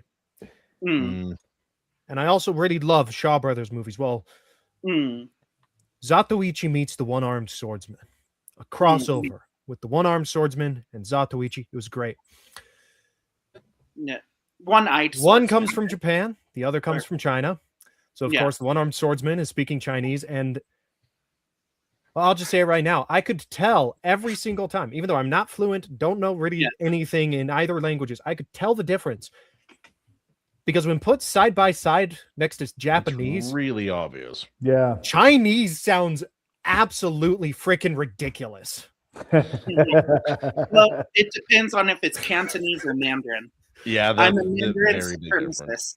I can't remember the I have no idea what dialect the One-Armed Swordsman was it more like up and down, like lei hao ah, no, like that kind of? I am Or trying was it- real hard not to answer that Sure, question because it's going to turn into a racist. Give us an joke immediately. audible example, Bill. Yeah, Dong dong fing dao. yes, real quick. Yeah, go ahead. Full screen. You're on the spot. Ototo wonton and Ding dong, xing hong tao, chow men, come here, come. Oh wait, I can't say that. Wow. 这个坏人, I don't know. I'm not Asian enough. racist. I definitely am. I have this whole video where Oh, no. I need to become Japanese in order to use my sword to open up a package I got in the mail recently. It's hard to film and I need to redo it because my phone, I've screamed so loud that the mic that picks up my audio doesn't really work anymore. There's two. One of them works and the other only works half the time. So every now and again, for no reason, the audio just goes really, really quiet. It makes editing anything a pain in the butt. And I'm very sad. I need Jared's team to come help me film my stupid shorts.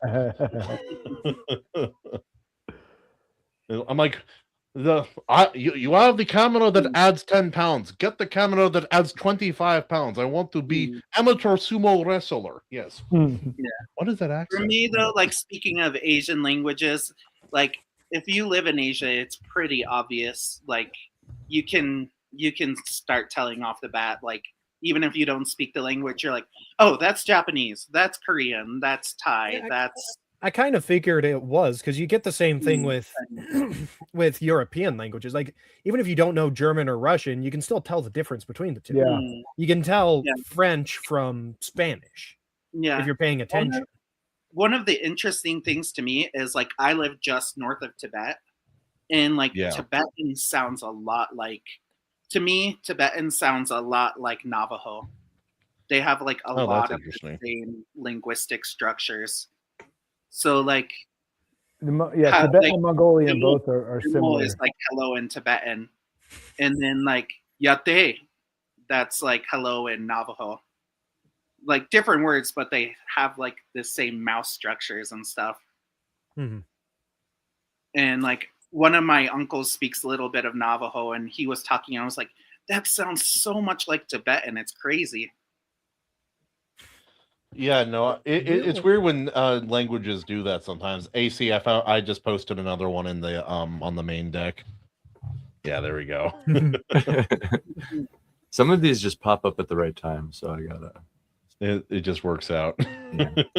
Actually, no, it's like it's never 100%, but you get to the point too where you can kind of visually tell.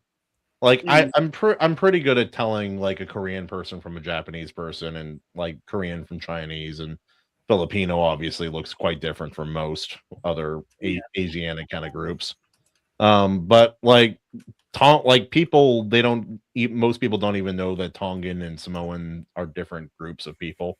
And it's become very easy for me to tell the difference visually when looking at them. Islander?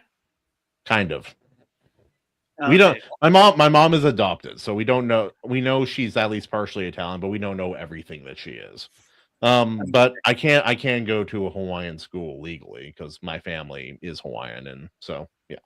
Plus, I was born there, but apparently everyone over there is whining right now because basically anybody can go to a Hawaiian school now. There's almost no way of saying no at this point. Nah. But yeah. You're ethnically ambiguous enough. You can pass for a lot. Depends on how tan I am and how I cut my mustache. Yeah. I prefer it like really short, like just like right here, just like really skinny and right beneath my nose. But you know, dude, like for me, it's weird being like, I think I look really just straight normal white, but I've been mistaken for so many ethnicities. It's weird. Yeah, you have the squinty eyes like me, so I'm sure you've had Asian people ask if you're some form of Asian. Yeah, I've had Asian women ask me quite a bit. Yeah, I've had that. I've had multiple Chinese people be like, "Oh, what part of China are you from?" And America. You rip open your American Eagle like tank top. Yeah, I've had people think I was from like North India. I mean, there were a lot of English people there, so I'm Yeah. sure Well, it like, kind of I makes think sense. they thought I was Kashmiri. Oh, okay. Yeah, and I've had people in China try and like come up to me speaking Korean, and I've been mistaken for Native American by Native Americans. So I've had that once or twice, but not too commonly. yeah. So it's always weird when I'm like, I think I look pretty run of the mill white, but yes. Our favorite Spider-Man movie. Kill them all, Peter. Remember Bill? Remember remember Ben's final words to Peter. Very just words of wisdom. Killer I will, Parker. Uncle Ben. I will. I will, Uncle Ben. I promise. With great power comes. Dude, I've been doing I did something kind of fun with my kids. I went through, instead of watching all the Spider-Man movies in order, we just watched the first one from every iteration. So we watched The Amazing Spider-Man, Spider-Man 2001, and then Spider-Man Homecoming. And yeah, so now we're going to start going through and doing the sequels to all of those at some point here soon. Which was their favorite? Andrew Garfield, The Amazing Spider-Man was their least favorite. Mm. And they kind of go back and forth. They like some of the like they're kids. They like some of the modern, like the humor from the Homecoming. But they like the fighting a lot more from Tobey Maguire's Spider-Man. There we go. That's the right voice for that. You know those things can shoot blood from their eyes as a defense? I did know that. Yeah, it's crazy. I did not know this. There's also a toad that breaks its own knuckles. It's a frog. It's called the Wolverine frog. It breaks the bones in its knuckles, and the bones create a compound fracture, and it has like claws, and it's a defense mechanism. Yeah, and then the shit just heals. Yeah, modern problems require modern solutions. That reminds me of this. There's like some species of tarantula that keep pet frogs, like miniature frogs, as guard dogs for their eggs. That's pretty wild. Haven't seen that one. That's a new one. Yeah, there's like literally, there's frogs that are like this big, itty bitty frogs, less than half an inch small, and they'll just keep those. Like some tarantulas will just keep them in their little nest because to protect their eggs, because they'll eat all the other bugs that come to try and eat their eggs. Yeah, no, I love when you see nature just kind of find a symbiotic relationship of that nature.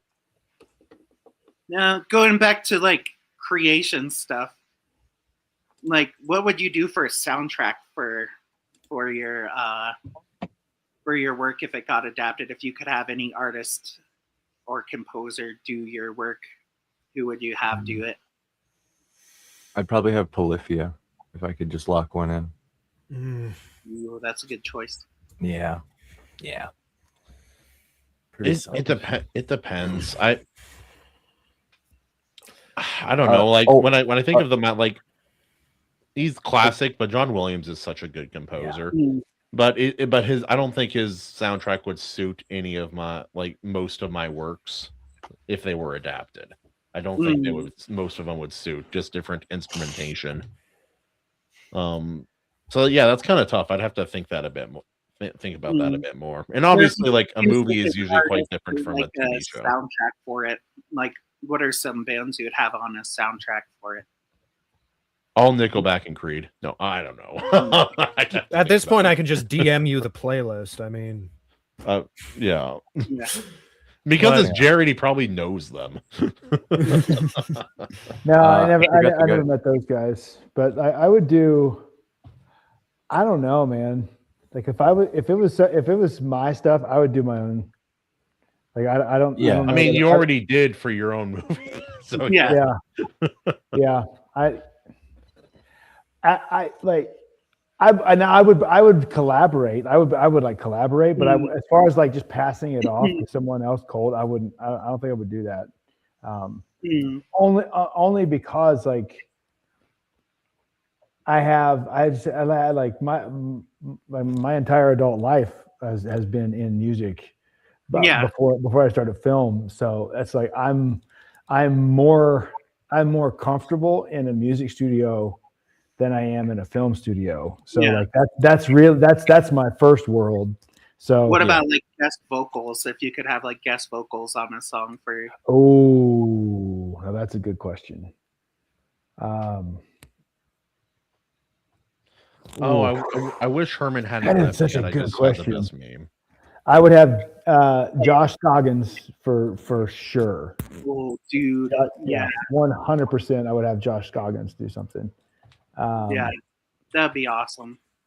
I would have Eric from Death Star.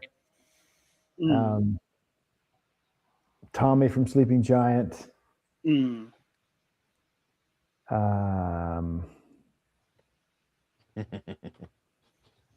Maybe Brooke from Impending Doom.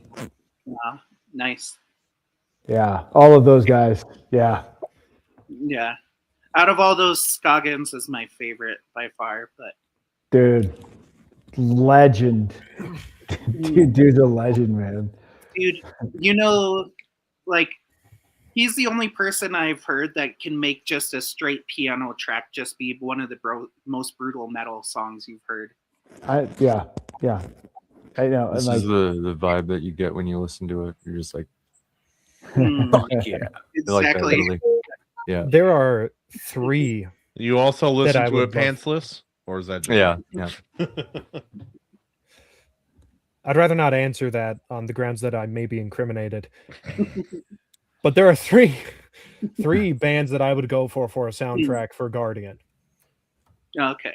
Linkin Park, 3 Days Grace, Yeah. and Silent Theory. I Good ones. know the name, but I can't think of a single song. I'll drop I'll drop a couple in the Discord. Also, I've thought of But there is Bro, one man. song that is completely fucking horrifying. There's one song. His anus is too small. One song that I wouldn't want this band to be overly predominant. They actually have a couple songs that I would love to be in the soundtrack. One because because they both kind of fit for what the story of Guardian is supposed to be. But the song Dark Necessities by Red Hot Chili Peppers. I would want to squeeze that in there. Either that or Other Side. Because both sort of fit what's going on in the head for that. Yeah. Basically stuff that harkens back to sort of emo 90s, 2000s crap. Yeah. I have a manga story that I've outlined that's about an emo singer girl from Korea or Japan, depending on which version of the story I go with. Should be fun. Hold on, wait. After you said that, Kahuna, I have to pose a question to you. And if I actually had the meme that I got this from, I'd drop it in the Discord, but it'd take too long to find it. Is it truly possible for an emo girl and a country boy to build a Dyson sphere? No. I don't know what a Dyson sphere. I don't know what a Dyson sphere is offhand. A Dyson sphere is basically an artificial sphere around a star. Think of like a solar panel, but a really big one around an entire I know that if Futurama, I do know if you take an emo girl or an alt girl and have her marry a country boy, they will fight a lot about how many animals she's allowed to have. Ask me how I know. Hey, Royce. It's not a problem. Royce. If you have the land. I've asked him. I'm like, so why does your wife not have a peacock yet? He's like, because we're not allowed to. We need our own farm property to before we get any more birds. I'm like, what do you mean? Oh yeah, trying to for like one of my works, like I'd probably choose my Aleister Kane book, and I think I would probably like have Cell Dweller, maybe like Cell Dweller do the soundtrack, or Nine Inch Nails. Like it would have to be industrial, like industrial metal. So also like the one I think could work really well. It's not industrial metal, but along kind of like Polyphia, but way heavier, would be a band called Mirar. Mirar? Yeah, Mirar. Mirar. Basically, like they take Baroque music and set it to like the heaviest thal metal you can think of, and it's all instrumental. That could be fun. Sick. Basically, super crushingly heavy Baroque metal. Nice. For my fantasy world, I've been writing some stories in. This one, there's one. It's like The Who, the Mongolian metal band. Oh yeah. If I could have them, and then like if I could somehow like go back in time and get some old school Accept, like with Udo as the singer, because he has that nasty goblin voice. That would be a really good soundtrack for some of the stories that I've written. About Mongolian metal, you should also check out Nine Treasures and Sold. SULD. Do you guys remember the first Hellboy movie? Oh yes, it's been a minute, but yeah, I don't know if you absolute cinema. If you remember the TV promos that were going on for that. So okay, so when that film was being marketed, they were doing TV spots, and the TV spots for the trailers used Dimmu Borgir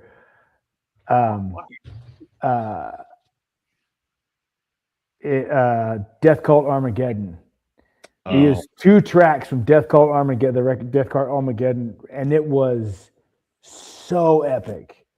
And I remember that was the one thing I was disappointed at when I saw the film. When I finally got to the theater to see it. It's like, where's Dimmu Borgir? Like, where's this sweet orchestral black metal in the score? Nowhere. It's like, oh, nowhere to be found. You cowards! I hate that. Commit to it, man. Put it in the trailer. You got all the metal dudes like me amped to go see it, and then you kept it out of the trailer because you don't have the balls. Hollywood lacks balls, man. It drives me nuts. Your balls too small. I think like now that made me think of, there's this Chinese metal band I really love, and I would have them like do a soundtrack for like my newly released book. They could do like the battle scenes for it. It's this Chinese band called Black Kirin. Yeah. They basically do Chinese folk, like the Chinese folk opera with all the traditional instruments, but then mix it with black metal. So it has like the Chinese, then it'll go into like the, but with like the beautiful guzheng. Yeah. And then, like that. It's so cool. I have the next question. If you guys, so it's movie mashups. So you take 2 movies, but then the caveat is you have to switch countries too. I'm gonna say John Wick, right? And I'm gonna say Highlander, and then I'm gonna choose Japan. So it's Japanese. That could be cool. John Highlander. There can only be gun. Okay, but here's the rule. You can't, like, since we're all doing one, you can't reuse a country that's already been said. All right. Oh yeah, I like that. Okay. And you stole Japan first, you son of a. Yeah, what a dick. John I stole Highlander. Japan right away. All right. John Highlander. There can only be gun. Oh wait. Okay, someone else go. I have a good one. I know the country. I just have to think of the right film. I have a country, but I need 2 films for it. Nice. Oh, this is a good one. Yeah, movie mashups. Oh, I got one. Fast and the Furious, 50 First Dates in India, so Bollywood. Like on a burro. I would pay an ungodly amount of money to see that film. The rickshaw. They're racing rickshaws. I'm pretty sure I've seen that film already. Oh my Well, there's going to be a dance sequence in there somewhere. Oh yeah, We know that. Absolutely. Yeah, they're at the car. They're at like the big car, like underground car show, and then they start doing and then the girl keeps on forgetting that she thinks she's this great racer, but she keeps on forgetting that she keeps forgetting that she loses like every race that she does. 51 laps. hilarious. Yeah. That's hilarious. Oh, I would pay so much. And you left India wide open. That's a perfect country to pick for this. All right, Yeah, someone else yeah. come up with one. Okay, I'm I've trying to think of a movie to combine with mine. I've got one. It's weird. I have no idea if it'll work. Jared might be the only person who knows of either of these two movies. Hmm. Coming to See. Come and see. A Okay, Russian. yeah, I know that a- movie.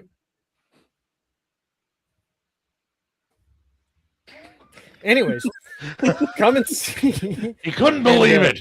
He had an No, I aneurysm. can't. That was I the last still I ever can't. heard. And Beyond the Black Rainbow. Ooh. Did you say Rainbow because that's the title, or because okay? Beyond the thought Black you- Rainbow. That is the actual name of the movie. It does not hold up to second viewings, but or first. Beyond the Black Rainbow and Come and See. Because I just want to see what kind of unholy cosmic monstrosity that movie would be. And then what country? Oh yeah, country. Yeah. Are they American already? You can choose America if they're two foreign movies. Yeah. So Beyond the Black Rainbow was made by the same guy that made the movie Mandy. It was his first movie. I'm sure at least someone on this panel has heard of Mandy. I've heard of it. I've never seen it. Yeah. It's really good. I was half tempted to say it instead of Beyond the Black Rainbow. But Mandy is already peak as it is. I'm not touching it with a 10-foot pole. But Beyond the Black Rainbow is an American film. Coming to See is a Russian film. I will say, if I had a globe, I'd just throw a dart.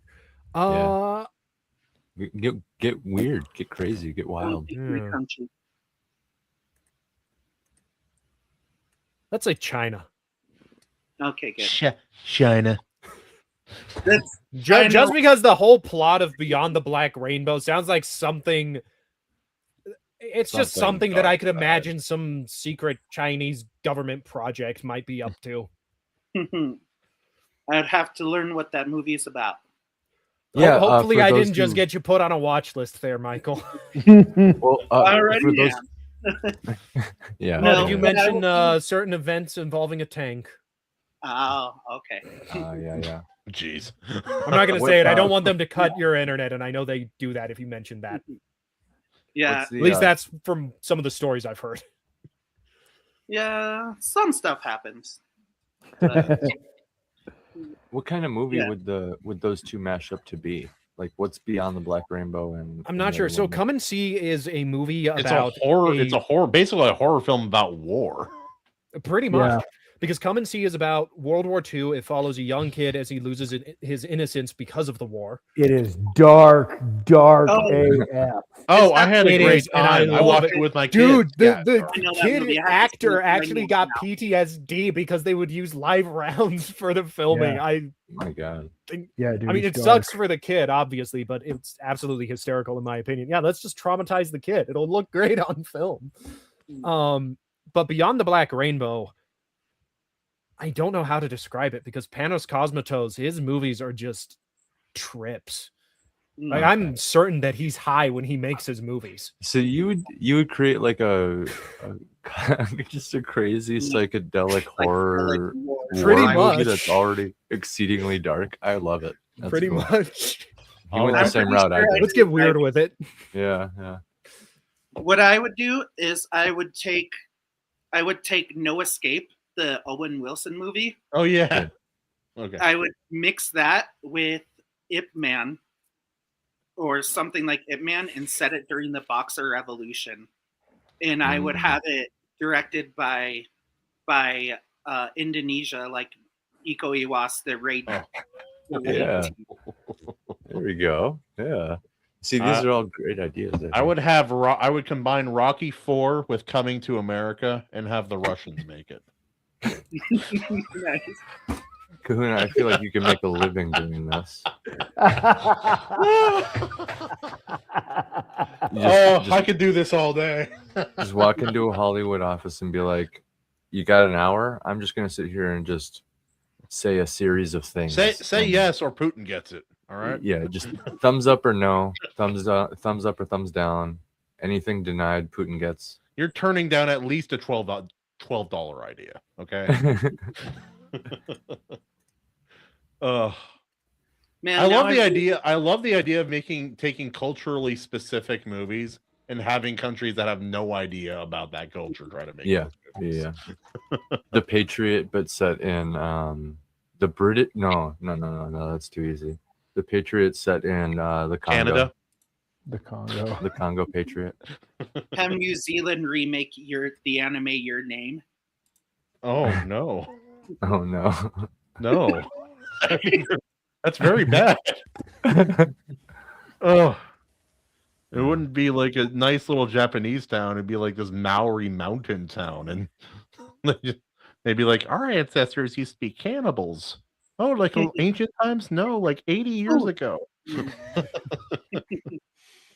Oh, I want honestly, that shirt. okay, that t-shirt actually just feels like what it's like watching those movies. I want it. Honest. Bill, I like those movies. It's okay to be wrong. The first one was okay. The second one...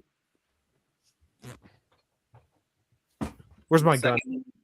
That cut was perfect. Yeah. That was the perfect cut.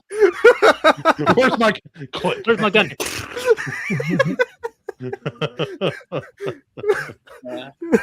Oh, You need to make a short out of that.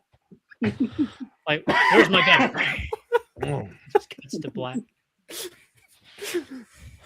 Oh man, that would be really funny. Oh, I got it.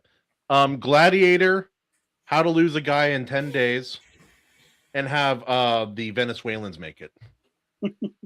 There you go. How to Lose a Guy. No. That's Me and Bill are coming up with all this serious stuff. Bill and Jared are like really considering it.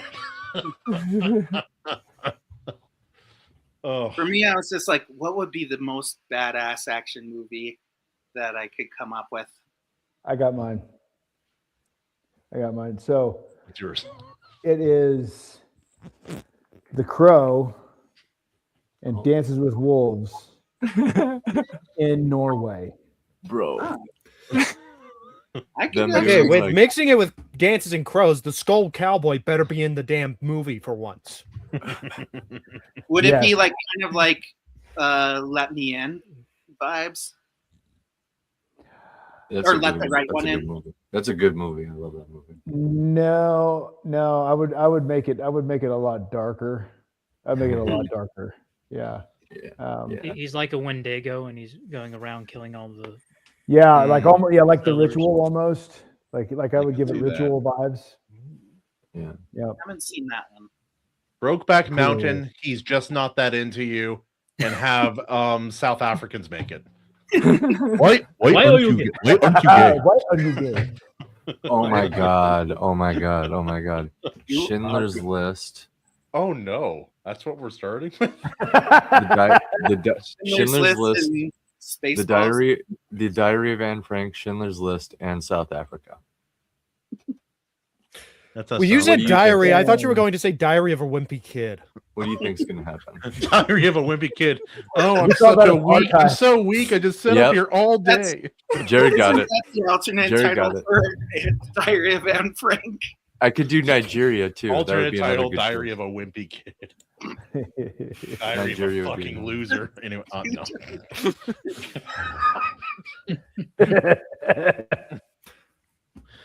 no. Oh, Anyway, Diary of a Wimpy. No, I'm just kidding. now. Sorry, Jews. I love you. I think I'm part Jew. what a weird thing to say. It's all right. It's all right. Like when you don't know. Like I think. What do you mean? You think? Okay. He doesn't want to get. He doesn't want to get sniped. It's all Actually, good. like it's unconfirmed that I might be a quarter Jewish. So but That's not a unconfirmed. small amount. Good for you. I guess. I don't know. It's a weird thing. I'm everything, as it turns out. So I can make jokes like, wow, what do Nazis do to how do Nazis raise money? They hold bake sales. What are German was a people? gas. What are German people's least favorite martial art? Jiu-jitsu. Oh, Yeah, you got it. Yeah. Yeah, you got it. You got it. It's on the nose, but it still works. Actually, there was a funny story that happened the other day at church. So I was talking to this real nice girl. Found out That is a funny story. she found out she's Jewish, and I was like, "Yeah, oh, that's pretty cool." Anyways, we kept talking. Mood was really good. We were vibing, and eventually she asks me if I'd like her number, and I just stared at her confused, and I was like, you know, you people haven't had to use those for 70 years. You could just give me your name. Oh,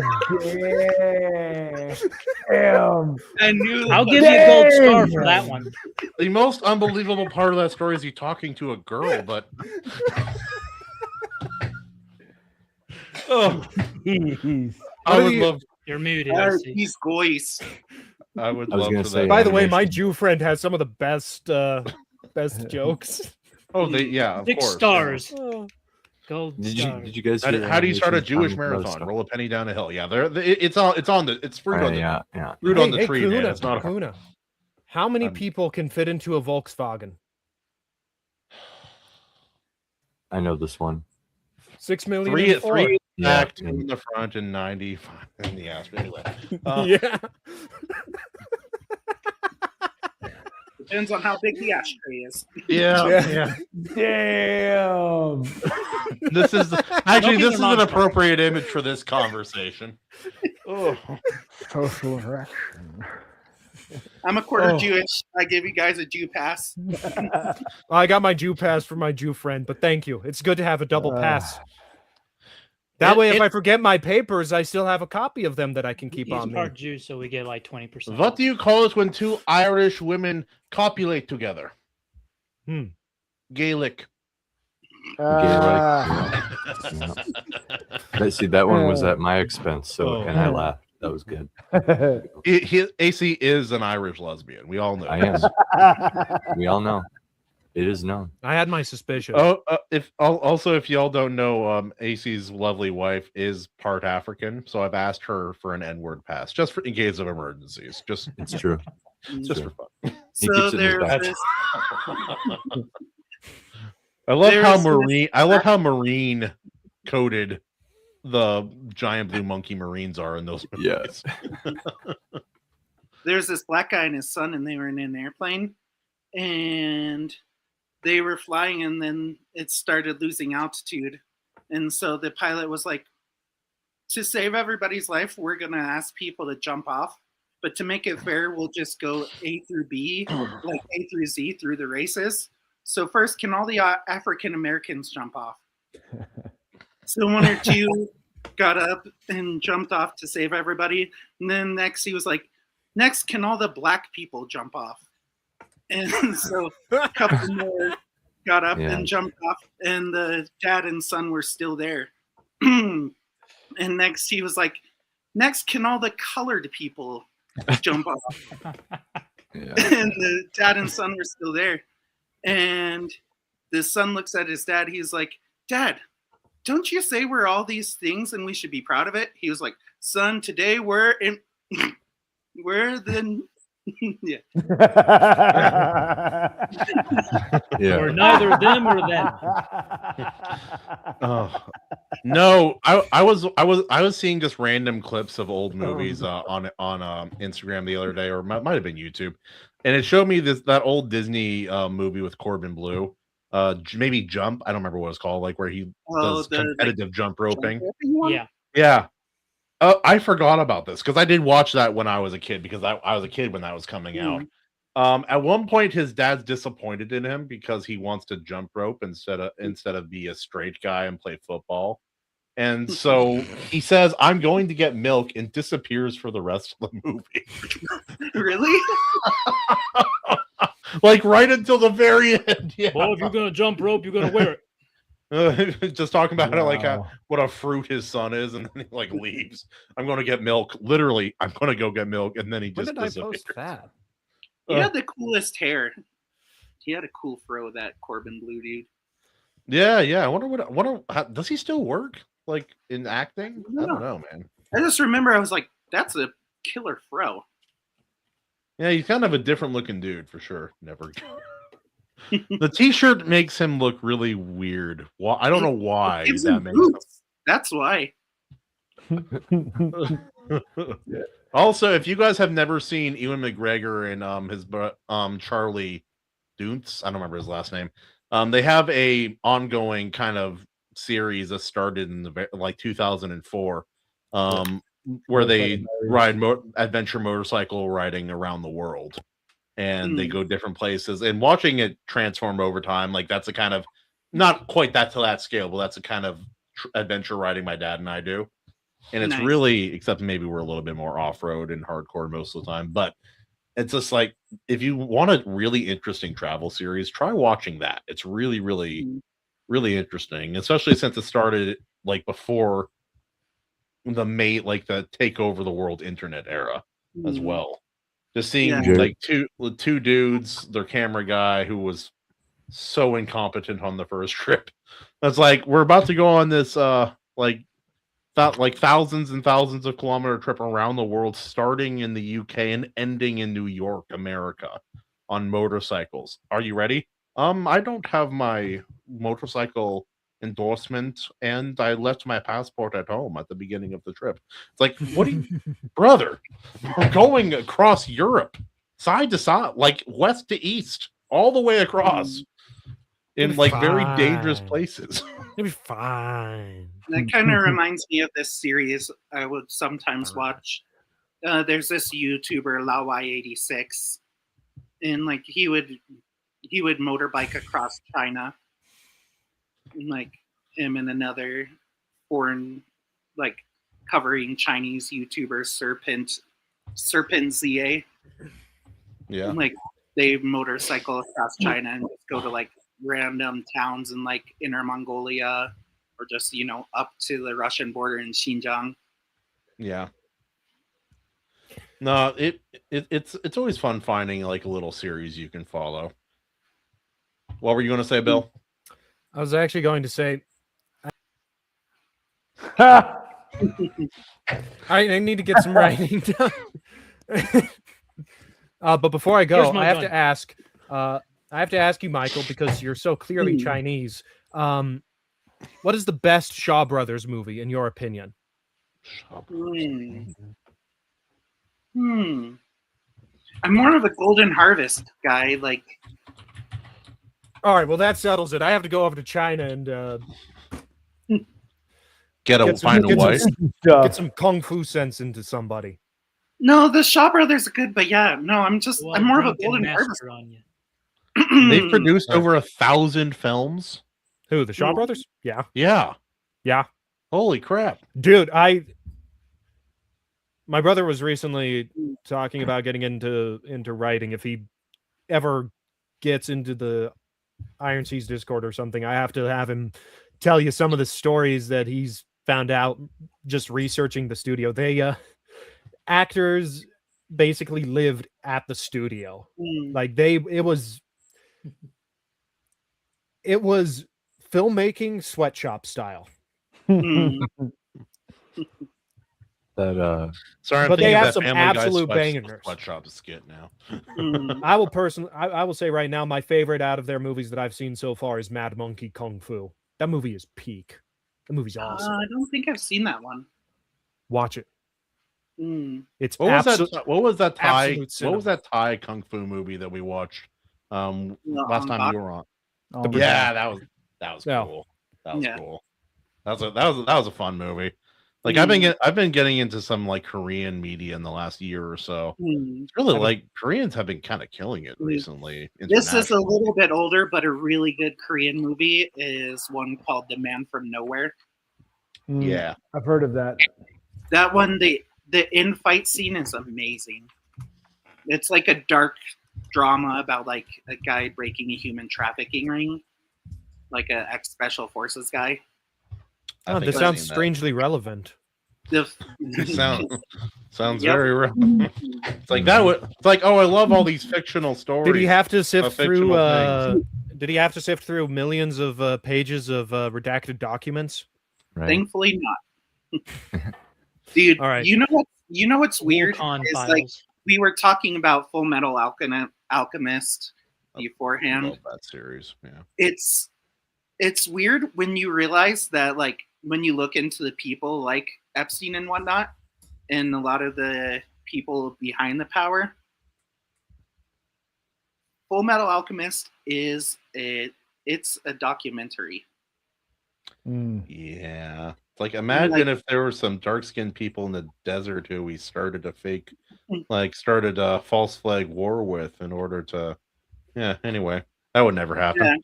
Yeah. Well, even just like how they make like the capital city like it be a transmutation circle. If you look up Washington D.C., it was laid out like as a Masonic symbol.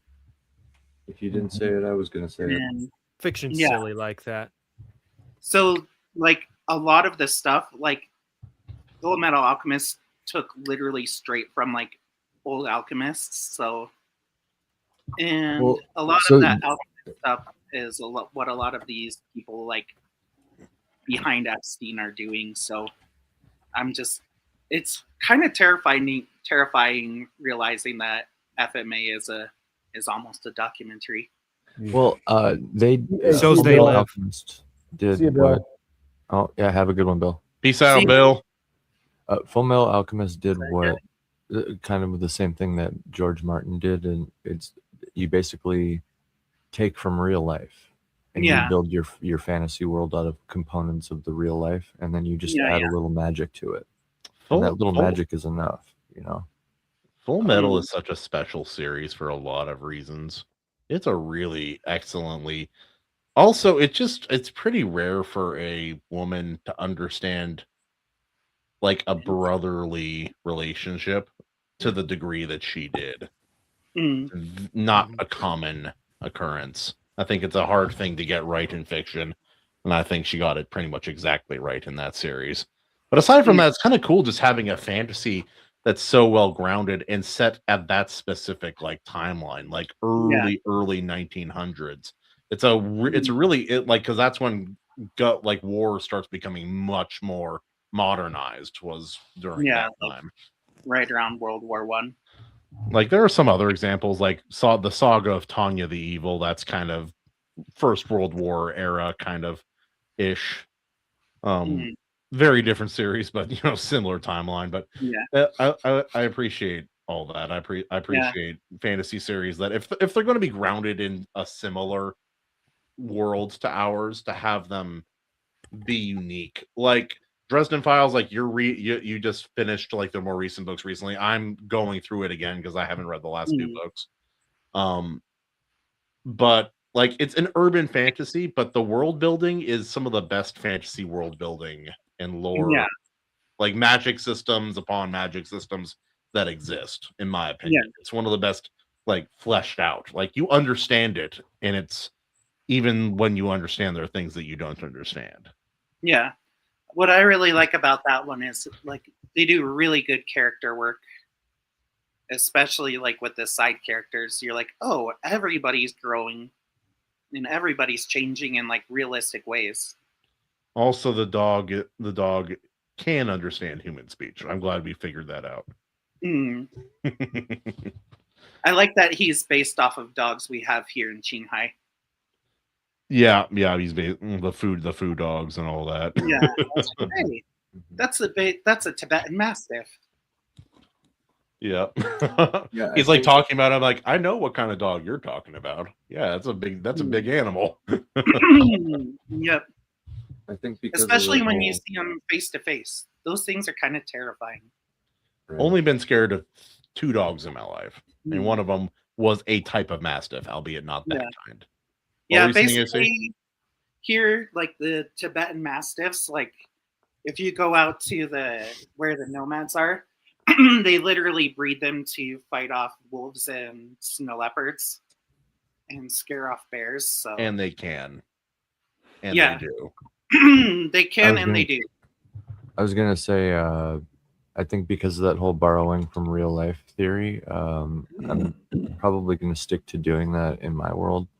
The 3 stories for my anthology are pretty much like lifted from some of my favorite historical events, you know, and be it's back just in it's a minute. really awesome, kind of like recontextualizing things and repackaging familiar components, and then just like placing it within your setting. It's awesome with your characters and stuff. So, I don't know. It creates like a place to start, I guess. That makes sense. Yeah, I agree. I also appreciate stories that kind of take a different perspective, especially because like most of the story, like we can be honest, most of the stories we like to read about involve battle or war in some capacity. Yeah. I would say that's probably a safe bet for most of us, a large portion of the time. Mhm. But like some books, like The Witcher, does this pretty well. Surprisingly, I have a lot of criticism for that book series, but it does this one thing well. It's like if you have a companion and you are a nomadic kind of live a nomadic lifestyle, if you separate, you may never see that person again. It's a big world. There's a very real possibility that even if you're searching for each other, you will never see that person again. It does a very good job of getting in the perspective of like a normal person during wartime and how that affects like commerce and day-to-day living. It's like, oh well, we were safe and we thought we would stay, but now we've waited too long and the enemy line's almost here. Are we going to have take all of our supplies taken from the army that's meant to protect us or from the enemy army? It's like, is there a way I can get ahead of this kind of thing? And things of that perspective, or like in the manga Vagabond, the seinen manga Vagabond, early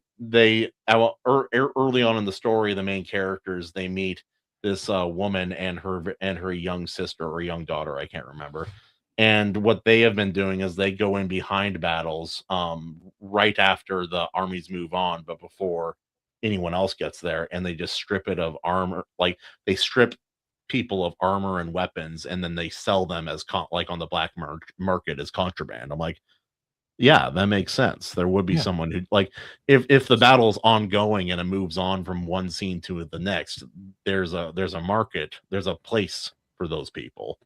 So why that would you makes sense. just- I like hearing about stuff like that. You wouldn't just leave a bunch of armor and weapons and stuff on the battlefield. It totally makes sense. Yeah. And it's like, obviously what they're doing is illegal because they're not doing it under like someone's writ. So it's like, oh yeah, you guys you're in big trouble if someone outs you or finds you out. And it just adds a level of tension to all those to the limited interactions they have until it all inevitably goes wrong because it's a story. Like, yeah, in the beginning of Jared's book, it's like I know this is going to be a large expanding story, but it's just like the little girl's not really concerned about the economic status of the world. She's like, what can I do to be helpful to my family but also have fun and get to see part of the festival? Like, that is what she would be worried about in this scenario. Oh. Yeah, I didn't really reference like any specific historical events in my story. I borrowed a lot from like historical cultures, and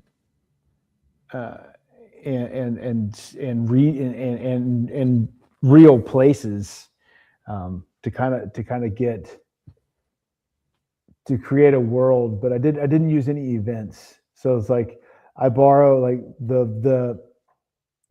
it's like my book starts like in chapter 1. It starts in this like hybridized version of like Tuscany, Italy, and East Tennessee. See, like, and just that's kind of perfect. what I'm talking about is those two ideas, like Tuscany and Tennessee. Yeah. Just like this, like really fertile, rich. You're muted, Michael. Like wealthy, just heartland type place. That's just like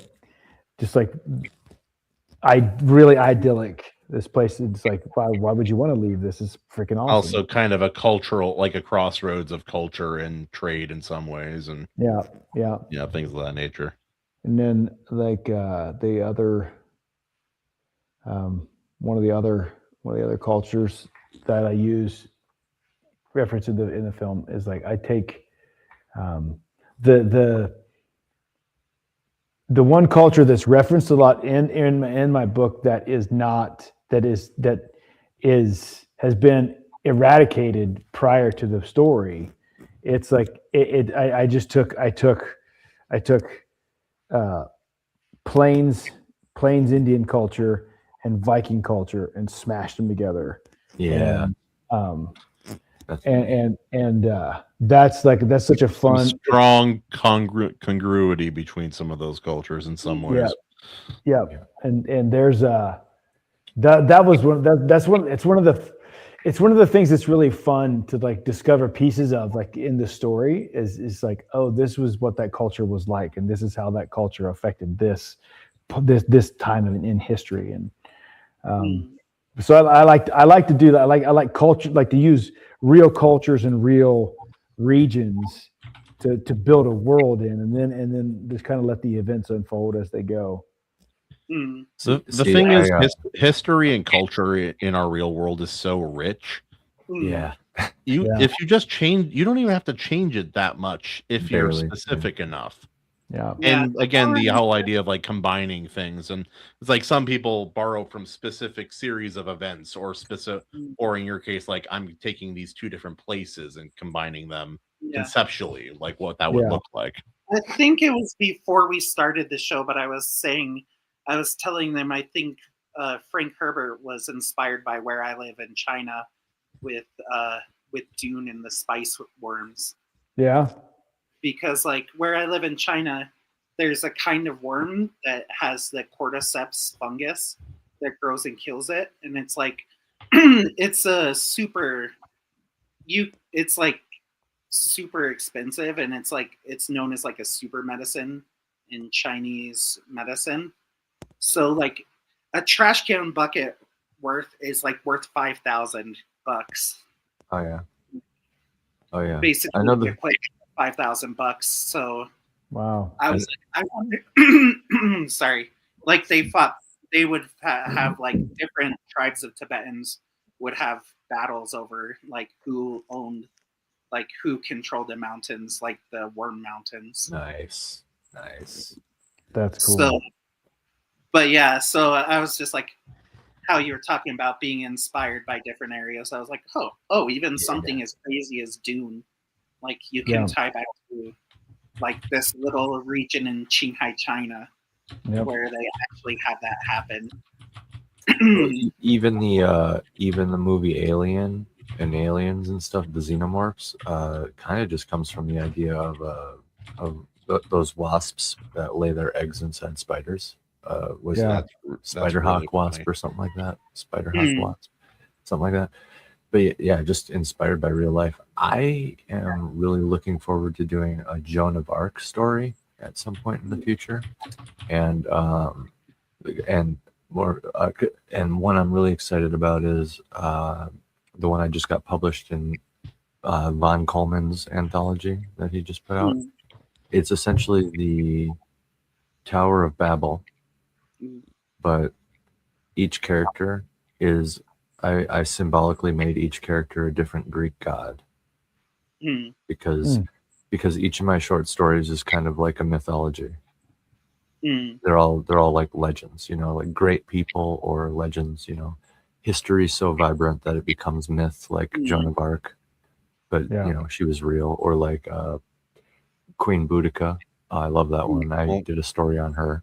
Just, you know, you don't have to like go word for word and toe to toe with what actually happened in history, but sometimes you can just look at a person and just be like, damn, that person was really cool. Like there's whole groups, and there's a name for it, I can't remember, but like the study of where mythology meets history, like what part of the mythology is based on is based in history. I think it's called.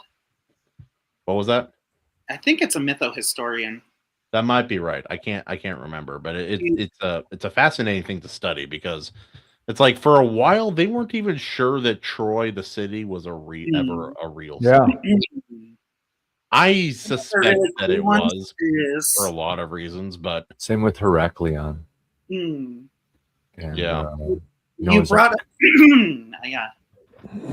you brought up a Tower of Babel.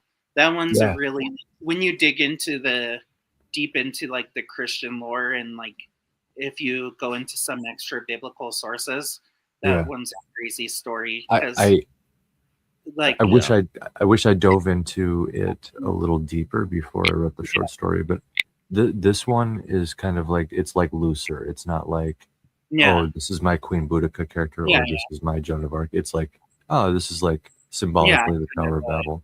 I would like to dive more into it because of Nimrod and Gilgamesh. I need to learn more about those two figures. Dude, with that story, it's pretty crazy. Basically, like the Bible references like the Book of Enoch, and I believe it mentions the Book of Jasher. And basically, like when you go back into those books, like that the Bible references, basically what they were doing was like mountains were seen as like basically where the heavens met the earth. So yes, sir. They basically, it wasn't that they just could build something high. It was literally they were trying to invade heaven and make a war on heaven. So they were building like a technology, like a giant tower, technological tower, so they could literally invade heaven. Weird. It's almost like the Greeks talk about that too. Huh. Or Great Hadron Collider, sort of thing. Yeah. So, but basically, anytime we try to play God, kind of looks like a tower when you lay it out, and then go, you know, Hadron Collider tower laid up. Yep. Here's another one. What do you? All the stuff we're seeing nowadays is just old. It's all the stuff you see in the Bible just being continued with modern trappings. Yeah, it's old demons, new days. Yep, exactly. Yeah. The names change. Still the same thing. Yep. It's like how for me with like the cultures, my newest series, or well, not my newest series, but the newest book. I gotta talk more about it so more people buy it. But like, I took inspiration from China and Tibet and Mongolia mainly for this series, The Heavenly Mages. Like the capital city I based off of Chengdu in China. And yeah, so I was like, it's kind of fun just being like, oh yeah, it's kind of Chinese, but it's a little more individualistic Tibetan, like kind of a mixture of the cultures. And then having like the Mongolian influence stuff to the north in the second story, which came out yesterday. Go buy it; it's on sale. Yes, go check it out. I didn't know if there would ever be a sequel to that book, because you wrote the first one a long while back. Yeah, it's been a while. I've written like a lot of books in between. You write a lot. Well, yeah. One of the problems was I wrote 50,000 words in it, and I lost everything. So it would have been out probably a year ago had I not like lost all my files and like my computer died. That's terrifying. But, yeah. So I plan on finishing it. I'll probably write the next one. It'll probably be like another year or two before the next book, but I plan on finishing this series. So, but yeah, I also wrote a novella last month. So, and I'm almost a third of the way, like half of the way through editing it. So that one's a fun one. It's basically set in a place inspired by like 1900s England. And it's like this lord who's defending his home from commie revolutionaries. And he was like trained in the Orient. So it's basically Rambo at home against commie revolutionaries. Love it. No, it's great, dude. All right, I gotta go, guys. I gotta. Sorry, guys. I didn't realize it. I'm starting to fade. It was a good chat. No, we got into the weeds, man. I could do this all day. Yeah, I can, but I'm gonna need substance. No, I'm good. Yeah. For those listening, guys, hold on. I'll be right back. Okay, for those listening, our guest tonight, all right, guys, another couple hours. Let's go. Yeah. For those listening, our guests tonight were M. Anthony Harrison, Animation Overload. Go check out M. Anthony Harris's books on Amazon and Animation Overload on Substack and all places. Animation is helping me with the inking of my new comic. Stay tuned for that. It's going to be released soon. Coming down the tailpipe right now. I've been formatting stuff. Here, let me stop this screen and share something else here. But yeah, I've been making pages for that. You should show some of his ink work. Say again? I said you should show some of Animation's inking. Oh, sure. I can actually just show here. I'll show you his bio page that I made for him. Which I like making bio pages. They're, one thing I like about comics is being able to do that because it's like a really nice shout out for your buddy. It's like I'm always going to do that. I think just voluntarily, just because it's so fun. I love his art. It's beautiful.